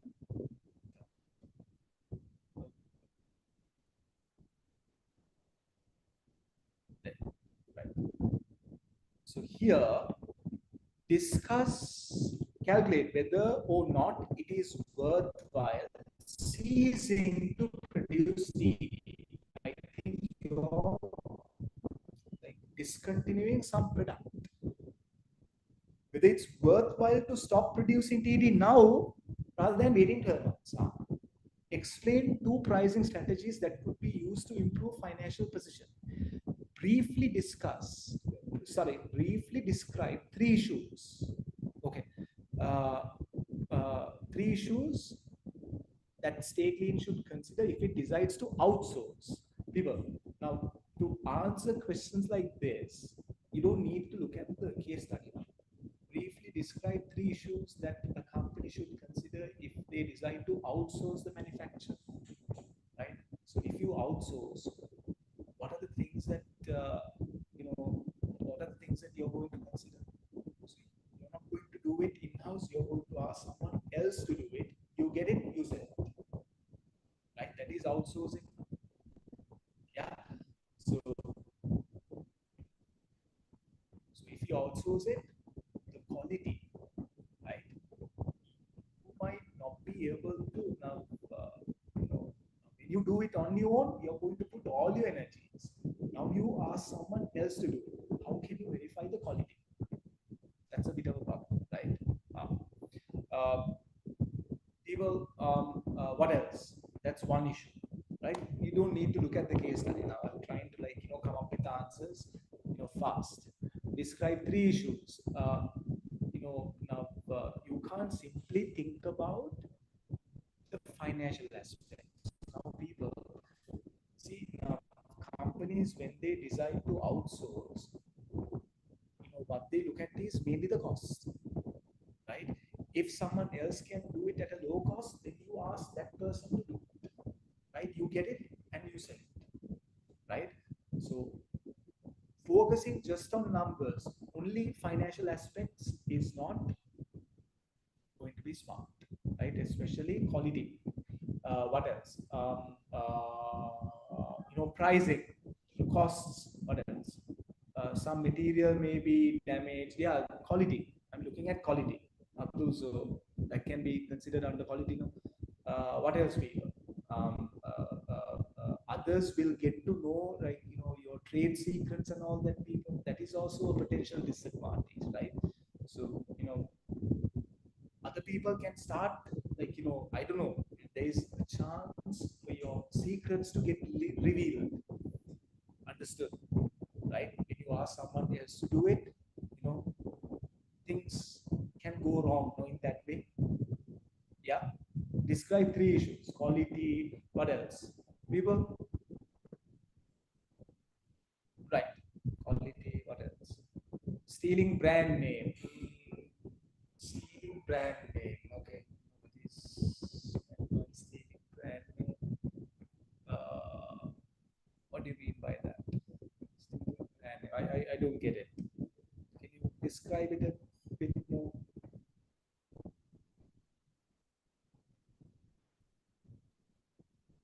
Yeah. Motivation. Very good. Motivation of the existing staff. Very good. What are you going to do to the people who used to work? Now you're outsourcing it. So what are you going to do to the people who used to work? Are you going to fire them? Right? If you're going to fire them, then you're going to have to pay compensation, not fire. You're going to have to make them redundant, no? Right? So you're going to have to pay compensation. Those are the things that they have to consider.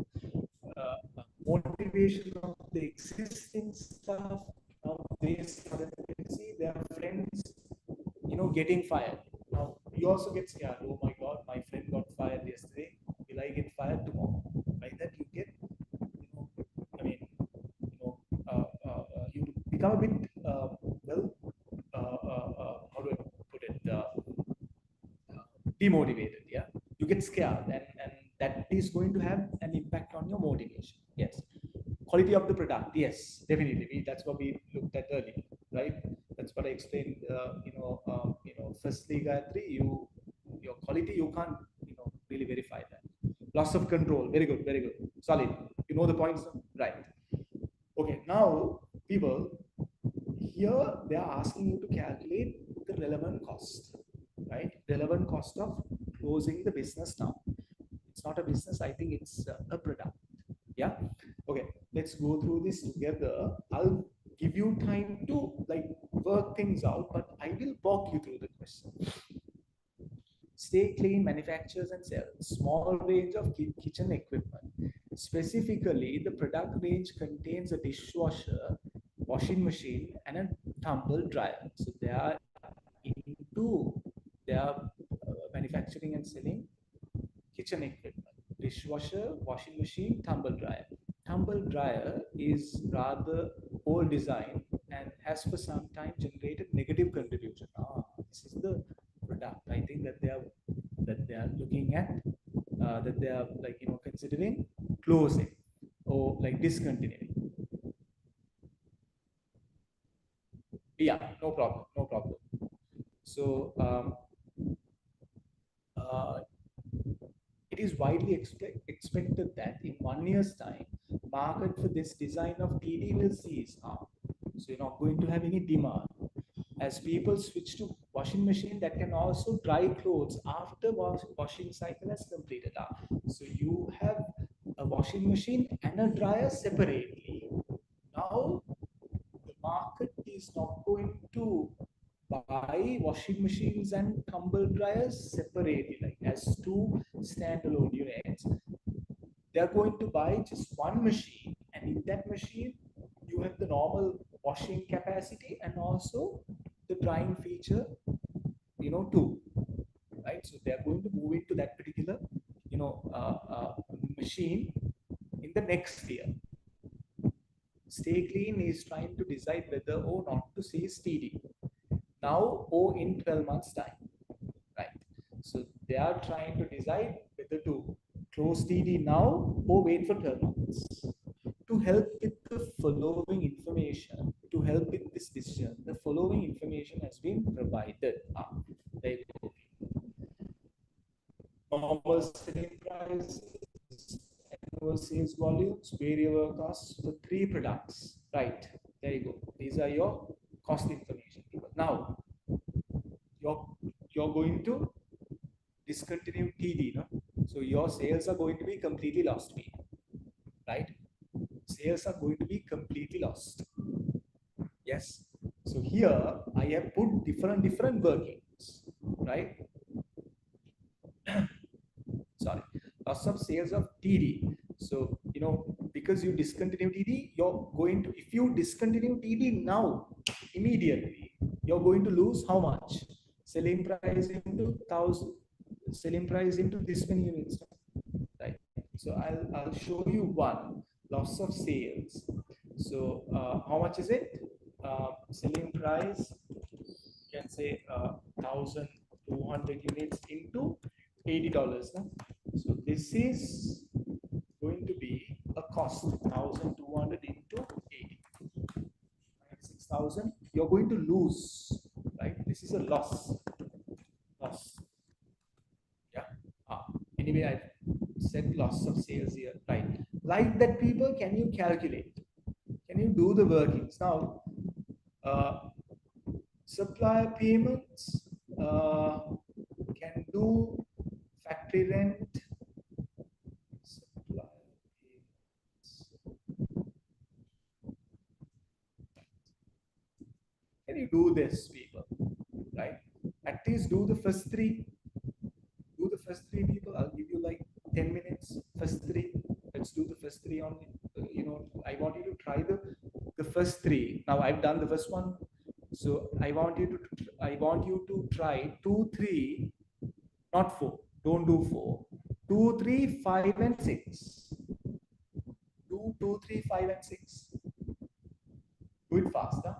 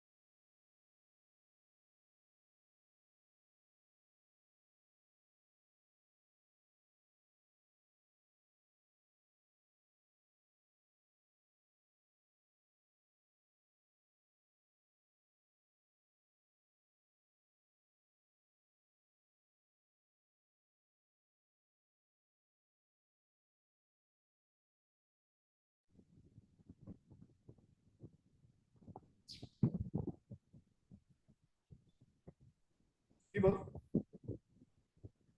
How are we doing?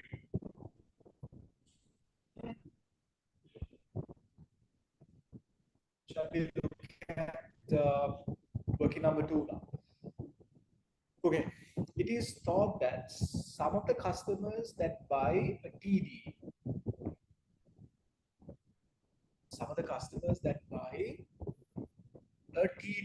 will also buy a DW and WM. Yeah.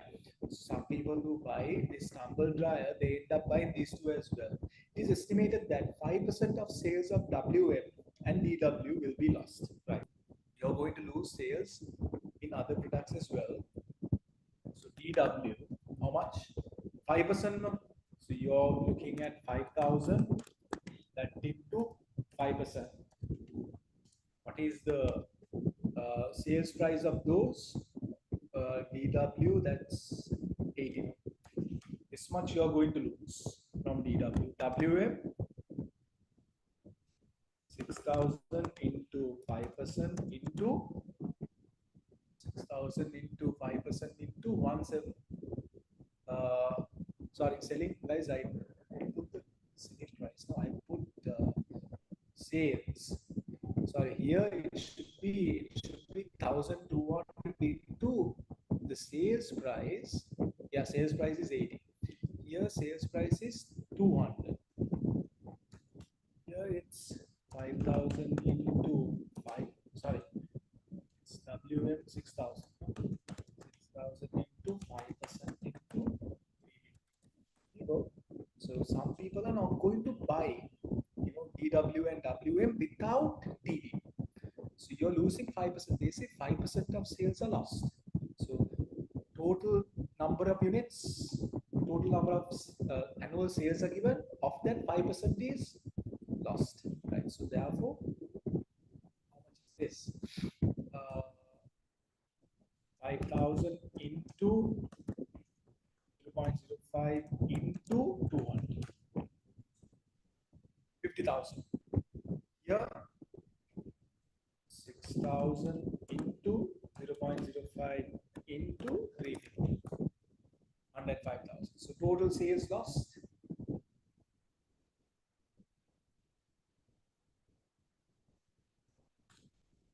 $155,000. Are you clear? Yeah. Okay. Number 3. All the direct labor force currently working in TD will be made redundant immediately. This would cost 6,000 in redundancy payments. So people have to pay redundancy, whatever, payments to the workforce who's working in this TD immediately. Redundancy costs. That's 6,000. Yeah. If Stay Clean waited for 12 months, existing labor force would be retained and retrained at a cost of 3,500 to enable them to produce the new washing machine product. Right. So if you keep the labor, then you're going to have to train them.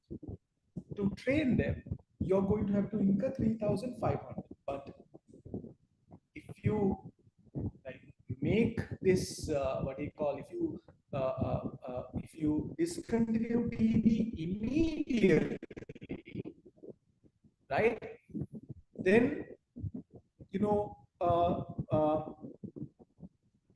this training cost is not going to arise. No? If you discontinue TD immediately, you're going to let the people go. So now, because of that, you're not going to have to bear any training costs. So therefore, this is a saving of training costs. Right? How much is it? It's 3,500. You're saving this 3,500. So let me show that as a negative value. This is a cost saving, right? You're saving training cost, but only if you fire the employees now. recruitment and training cost of labor in 12 months. So that is also saving of recruitment. Recruitment cost. How much? 1,200. This is also a saving.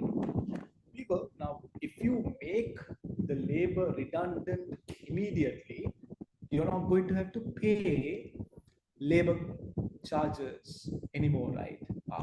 So that is also a saving of labor cost. Don't have to pay for labor anymore. Why is that? Because you're letting them go. Right? Labor cost, how much? It's 40 per unit, no? 40 per unit into 1,200 units. 40 per unit into 1,000. 40,000 are there. This is also a saving. Yeah. Why is a training saving? Because see, look at this statement, will you?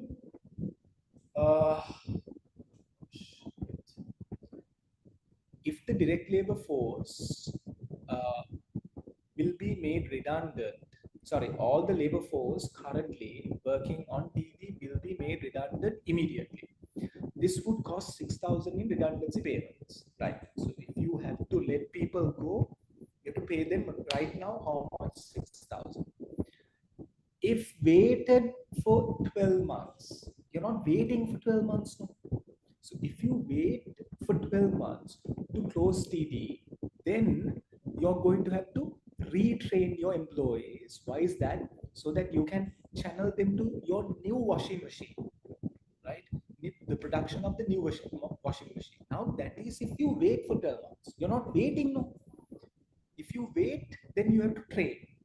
If you don't wait, no training. That's why you save this training cost. Are we clear? Are we clear, people? Yumna, are you clear now? So, Yes. So that's if you wait for 12 months and then that's your retrain. If you retain them, that's what you'll have to pay to reallocate that staff members. Then the second part, 1,200, in the event the redundancy takes place now. That not Okay. Wait. Yeah. Wait. I think I missed that. Recruitment and training cost of labor in 12 months time would be 1,200 in the event. Oh, right. Yes. So this is recruitment and training cost in 12 months time would be 1,200 in the event that redundancy takes place now. Yeah. So if you let people go now, right? So that means you don't have people, right? You're going to have to take new people in to, to train them. You're going to have to incur 1,200. This is a relevant cost, no? Yes. This is not a cost saving. Thank you, Gayatri. Yes. Recruitment cost. Recruitment cost. This is something that you're going to bear now. Yeah, that you are going to bear now. Why is that? Because you're making your people, redundant. Yeah. So recruitment and training cost would be 1,200 in the event that redundancy takes place now. so, but that's This is a cost. sorry. The 1,200 is basically what we would be charged in 12 months time, right? In 12 months time, yes. But you're going to have to incur that. Yeah. Right? Okay. And you are going to have to incur that because of the decision that you're making right now. That's why it's relevant. Got it? Yes, sir. Right. Okay. Brilliant. Yeah, solid. Thank you, Gayatri, for pointing that out. I think I missed it. Right. So therefore, this is a saving. This is You know what? This is also a saving. So I'll put minus. So total net cost of labor, net cost of labor is 44,300. There you go. So this is actually a cost saving. Huh? This is a good thing. This is a cost saving. Cost saving.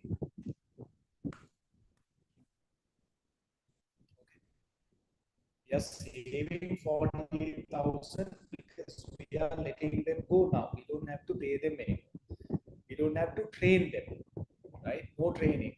But then we have to pay redundancy and recruitment. Yes.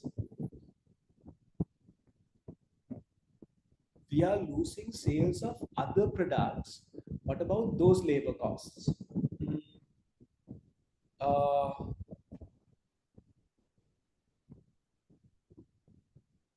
no, see, just because you lose sales, it doesn't mean that you're not producing. Do you understand that? You're losing sales, right? It's just that you're now should be include that into the analysis. Not really, no. You're losing only sales, no. You're producing, but you can't sell. That's the idea. You get it. So you still have to pay for labor because those units are there. You don't sell them. They remain in your inventory. Are you clear? Does it make sense? Loss of sales? Right. Uh, yeah, no? Because you're losing only sales. Yeah. Losing only sales. The idea is you produce them. Losing sales. Yeah. Here, you're definitely letting your people go. No? Right? That's the argument. I hope that you're clear. That's a good question. Very good question. Now, okay. Question number 5. Sorry, we'll go through this, once we do 5 and 6. Space in the factory currently used for TD will be sublet for 12 months on a short-term lease contract if production of TD stops now. Income from that contract will be 12,000. So, you discontinue TD, now you sublet it as you rent it out. From that you get 12,000. That is definitely a relevant income. Factory rent income, how much? 12,000. 12,000. Yeah. Okay. Working number 6. Supervisor, currently classed as an overhead, supervises the production of all 3 products, spending approximately 20% of his time on the TD. He would continue to be fully employed if TD ceases to be produced now. It's an overhead, no? Right? Overhead. Supervises production of all 3. He would continue to be fully employed, right? So he is overseeing the production of all 3. Now, this is not there. What's going to happen to him? You're not going to fire him. He's going to do the same work, right? Overheads are, this is the supervisor's salary. Supervisor is going to get paid a salary, no? Right? Salary is not going to change. It's irrelevant, no? Yeah, it's not relevant. Yeah, that's what. Not relevant. Working number 6, you can say supervisor's salary. Salary, not relevant. Not relevant. Okay, now we look at working number 4. We have everything here, no? Right. Stay Clean operates in a JIT policy, and so all material costs would be saved on the TD for 12 months if TD production ceased now.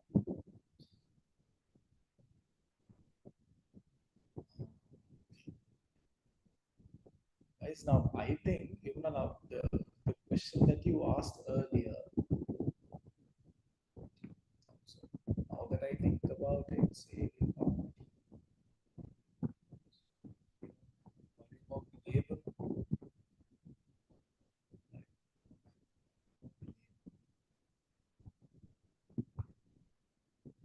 sales.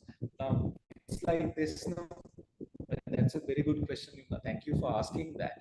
So her question was, see, I'm losing sales in DW and WM, right? So, now I know this is going to happen to me. I know. So I'm going to lose this much sales, 5,000 into 5%. How much is that? 5,000 into 5%. That's 10% is 500, 250. And here 6,000 into again 5%. So 600, 300.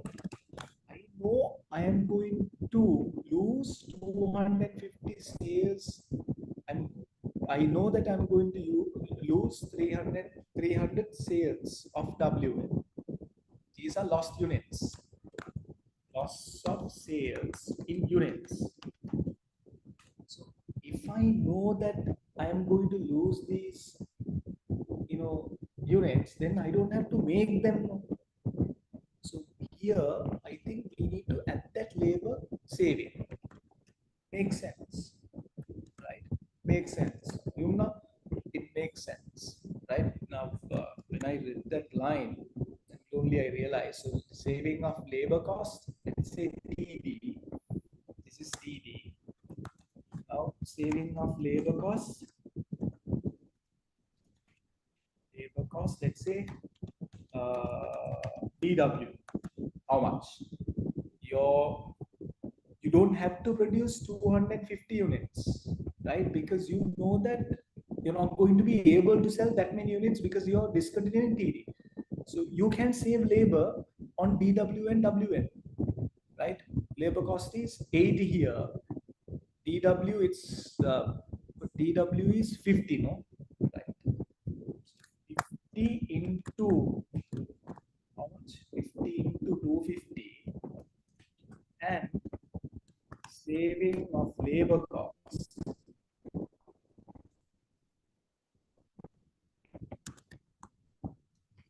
Saving of labor cost of dishwasher and washing machine. WM. So here it's 300 units. No? What is the labor cost per unit? Labor cost is 80. 80 into 250. This makes sense, right? This makes sense. Luna, are you clear now? You don't have to produce them, so you save on labor as well. You don't have to pay for those units, and you don't produce them. It's as simple as that. Right? 1,500 and here 18 to 20,000. That makes sense. Perfect sense. Yes.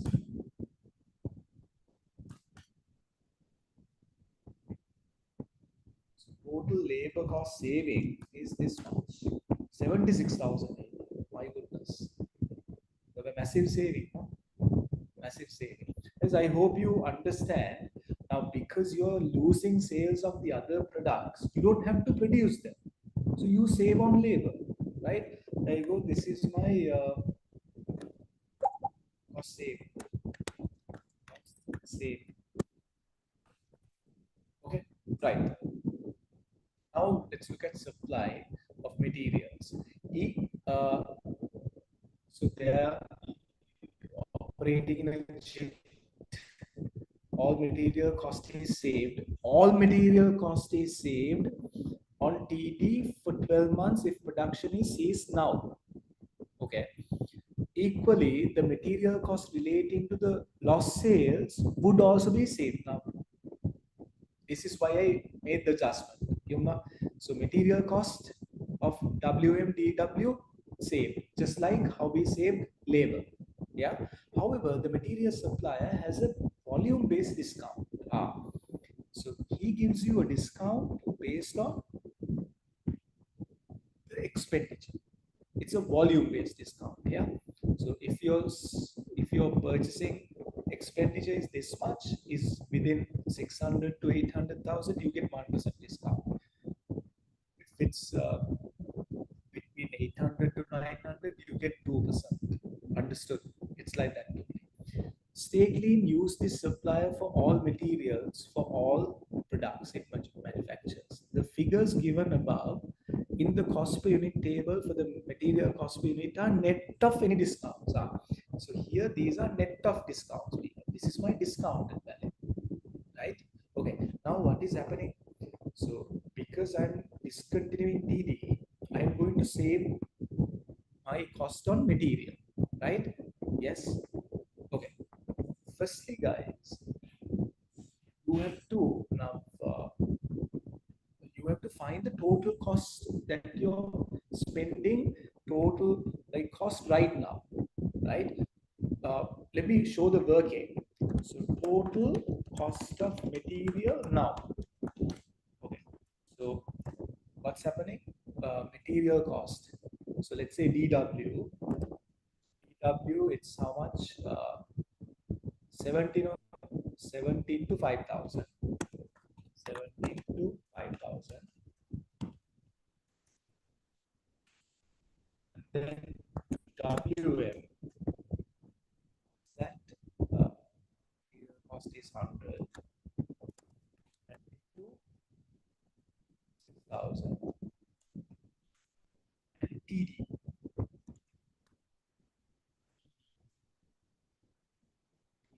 Material cost is 15 to 1,200. This is the cost right now. Let's calculate the cost right now.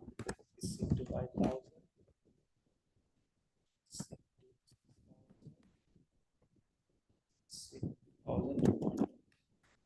This is the total cost right now. Total cost of material before closing, before discontinuing, before discontinuation of P, right? You know, this is the net value. This is net of discounts. Net of discounts. So this is the discount value. If I want to calculate the gross value, so I need to divide this by 95. If I want to calculate this, the gross value, divide this by 0.95.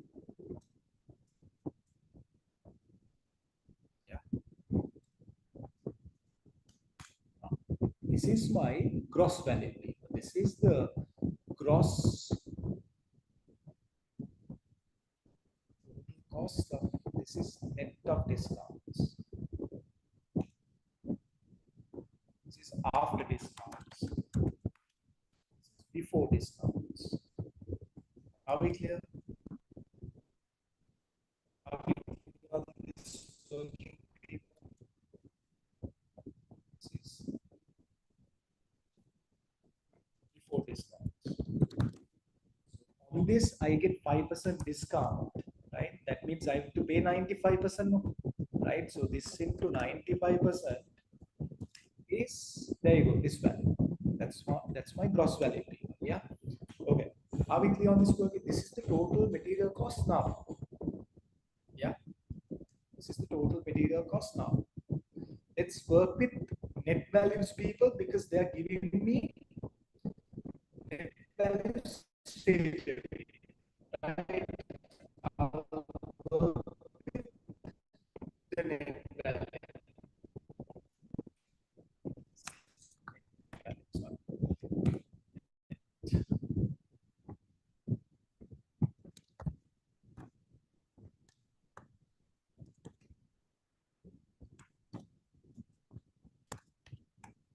Are you clear? Gayatri, I hope that you are clear as well. Well, CC. Abdul, are you clear? This is the net value, right? Total cost right now. Now let's look at the cost savings. TD, right? TD, you're saving how much? You're saving this entire amount. You don't have to bear this cost anymore. 60,000, not anymore, right? DW, how many units of DW? DW, you're looking at 250, no? So cost is DW 70. 70 to 17 to 250. That's your cost saving. 17 to 17,500. WM, you have 300, no? So cost is 100. 100 into 300. 100 into 300. Right, 30,000. People, how much is this? Are they 107,000? 107,500. Yes, 107,500. People, now, so your new material cost is going to be the difference between these two. So earlier it was 1,010, right? It was 1,010, right? From this, you need to minus, say 1,000 minus 107,500. This is your new material cost. Are we clear? Now, what is the cost that I should take into consideration? What is the cost that I should take into consideration? I'm sorry. 10, 10, 0, 0, 0, 900. So this is the new cost. This is the cost before. Or let me say material cost after closing. After discontinuing this. Well, are you clear?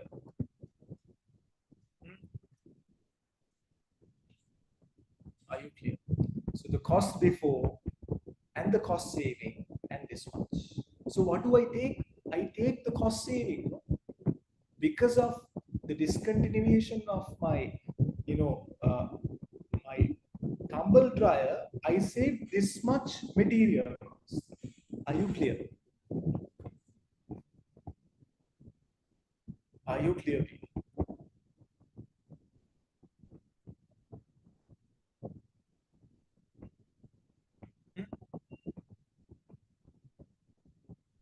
Abdul, okay. What about Gayatri and Yumna? Are you guys clear?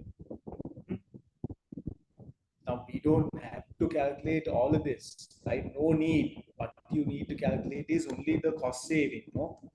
Only the cost saving, right? So this is how much you are saving on material because of the discontinuation of the product. Now you have all the values, no? Now you have all the values.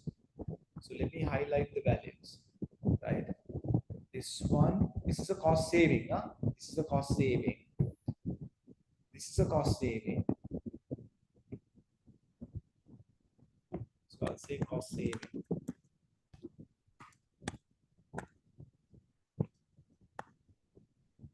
Cost saving. This is a cost saving. This is a cost. This is a cost. Right? I will definitely take this into account. This is a cost.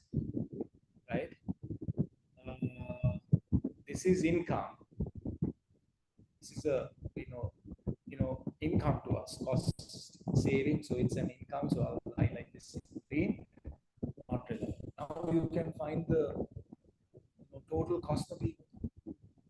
Right? You can find the total cost here. So if you're getting now, so relevant cost, we'll put this table as well. This is the last working, right? I'll say loss of sales of, no, sorry, this should be loss of sales of 96,000. Working number 1, 96,000.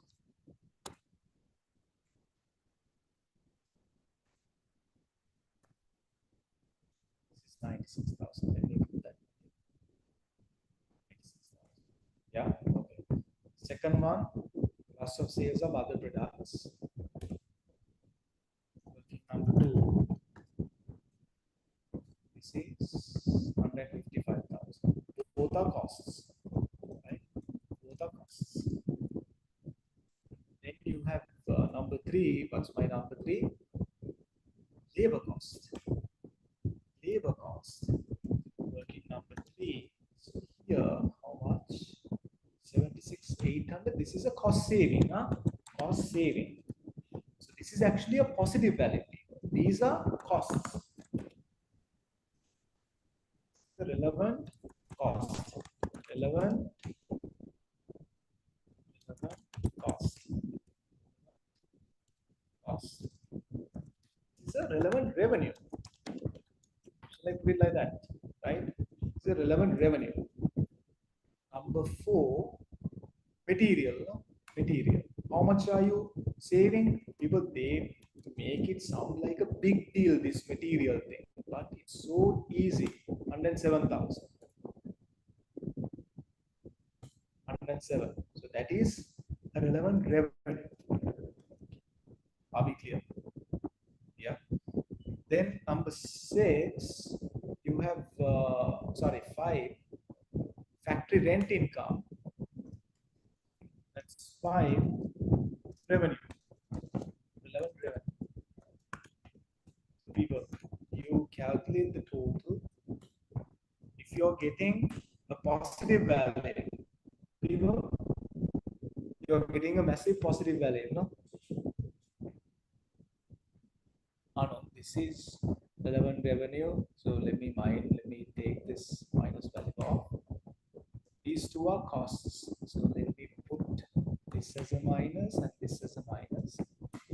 People, 54,700. This is your net relevant cost, no? Net relevant cost.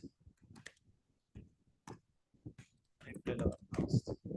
So what's your decision? So if it's negative, then don't do it. Right? Don't close it now. Wait for 12 months. Are you clear? People, are you clear?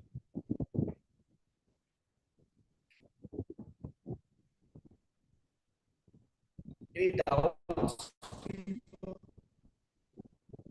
Any doubts? Yumna, any doubts? Yep.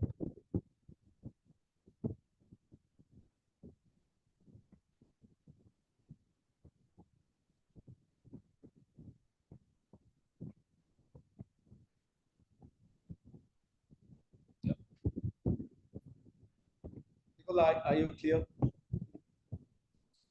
It's not worthwhile. Not worthwhile. Discontinue. Discontinue TD now. Start. Are we clear? Any questions? Any questions? No. So we already answered part C. Part C. What were the problems of outsourcing? Quality. Quality. Impact on existing staff. Redundancy payments. Sometimes you can even come up with, like, you have to face legal lawsuits and all. Okay, right. Can we look at this one? Pricing strategies that could be used to improve the financial position of the business in the next 12 months, assuming that TD continues to be made in that period. So, 2 pricing strategies. People, pricing strategies, can you remember? Penetration pricing strategy, discrimination strategy, you have product line, complementary, skimming. Can you remember? So we have to talk about 2 strategies to improve the financial position of this company, assuming TD is made.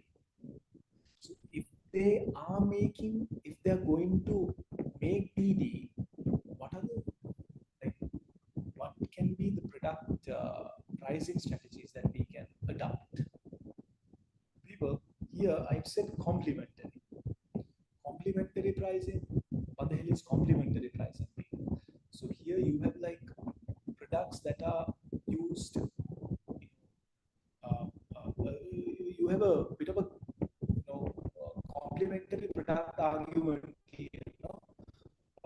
machine. Once you get the, like, your clothing, whatever items like washed, you have to dry them.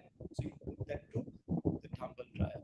Yeah, so you can come up with a complementary product pricing strategy to price WM and TD. Now TD is going to get outdated more, right? Bundle products, exactly. TD is going to get outdated soon. Now you have to sell it fast, right? Just like, make it someone else's problem, right? So how do you make it someone else's problem? You come up with bundle products. Yes, buy a washing machine, get a tumble dryer at 10% there. Get it complimentary. Then what else? What else can be used? Here I have suggested product line. Product line, people. Product line pricing is your, now I think I explained product line pricing with Apple phone lineups. Yeah. So you take Apple 15 or 14, you have 14 the basic model, the Pro model, the Plus model, Pro Max model, like that. Small like differences between those products, but big price differences. No? That's your product line pricing. So how can you is that a appropriate pricing strategy, to improve? Yeah, because these are all kitchen equipment. They say kitchen equipment, but washing machine and dryers, the kitchen equipment. They say they sell small range of kitchen equipment. So you can actually come up with this line pricing method. We can differentiate. No? Yeah, you can definitely differentiate. No? 3 different products. Yeah, dishwasher. You can't put clothes into your dishwasher. No? Yeah, so completely 3 different products. So yeah, other pricing strategies are out. No, penetration, not good. Skimming, no. What is people? Discrimination, hell no. So if you can't think of a good answer, eliminate the ones that can't be. Eliminate the ones that cannot be for sure. Are we clear? Okay. So people, my point is this: relevant costing questions are tricky, right? See, I mean, the question is huge, and especially this part, right? It's a massive working, right? It looks like a big deal, but there's nothing to it. Yugna, by the way, brilliant observation on this. Labor cost savings. That's a good, good observation, right? It's a good. It's good that you found that this is very, very, relevant. Because you're like, okay, if I'm losing 250 units of DW, then I don't have to produce it. No? So don't pay, right? Ask people to not produce anything. So you save labor. Makes sense. Right? People, are we clear? So we looked at only 3 questions, even though I wanted to look at 4 questions. People, yeah, within 3 hours, you can't get 4 questions. People, it's very difficult, right? Anyway, with the level of explanations that I make, looking at 3 is very, very challenging. Okay, people. Anyway, so don't want to drag this any further. Hope that you got something out of this session, right? I explained a lot on linear program. I spent a lot of time on linear program. Relevant costing, not so much. Linear program. Now, remember, guys, all 3 are tested in section B. Yeah, all these areas: break even, constraints, limiting factors, they're tested in sections B, right, with MCQs. Okay, so there are other questions, in the Excel sheet. Make sure to do them before the exam. Make sure, attempt them for sure. Okay, right? Yeah. Thank you, Abdul. So I'm going to do that even for the other 2, handouts that I'm going to share with you. I look at a question and then I ask you to look at a couple of questions for sure before the exam. Okay, right. With that, people, took into account the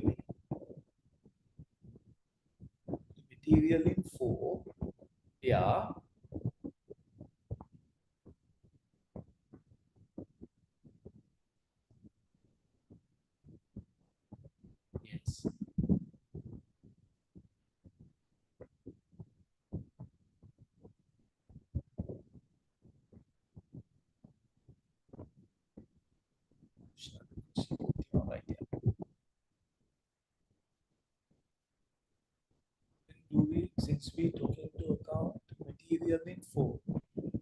Yeah. Why I didn't put that? Supply, yeah, it's definitely relevant. See, supply payments, material, definitely relevant. Yeah, labor cost, both. So you're losing sales of these two products. So why produce them?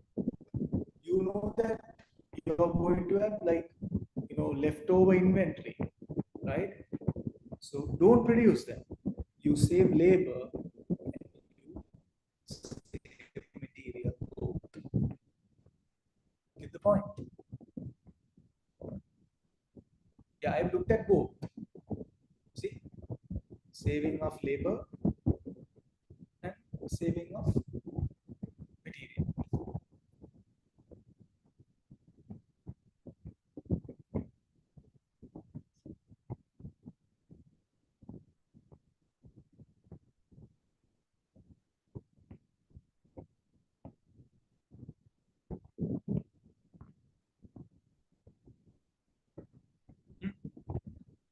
Gayatri, are you clear now?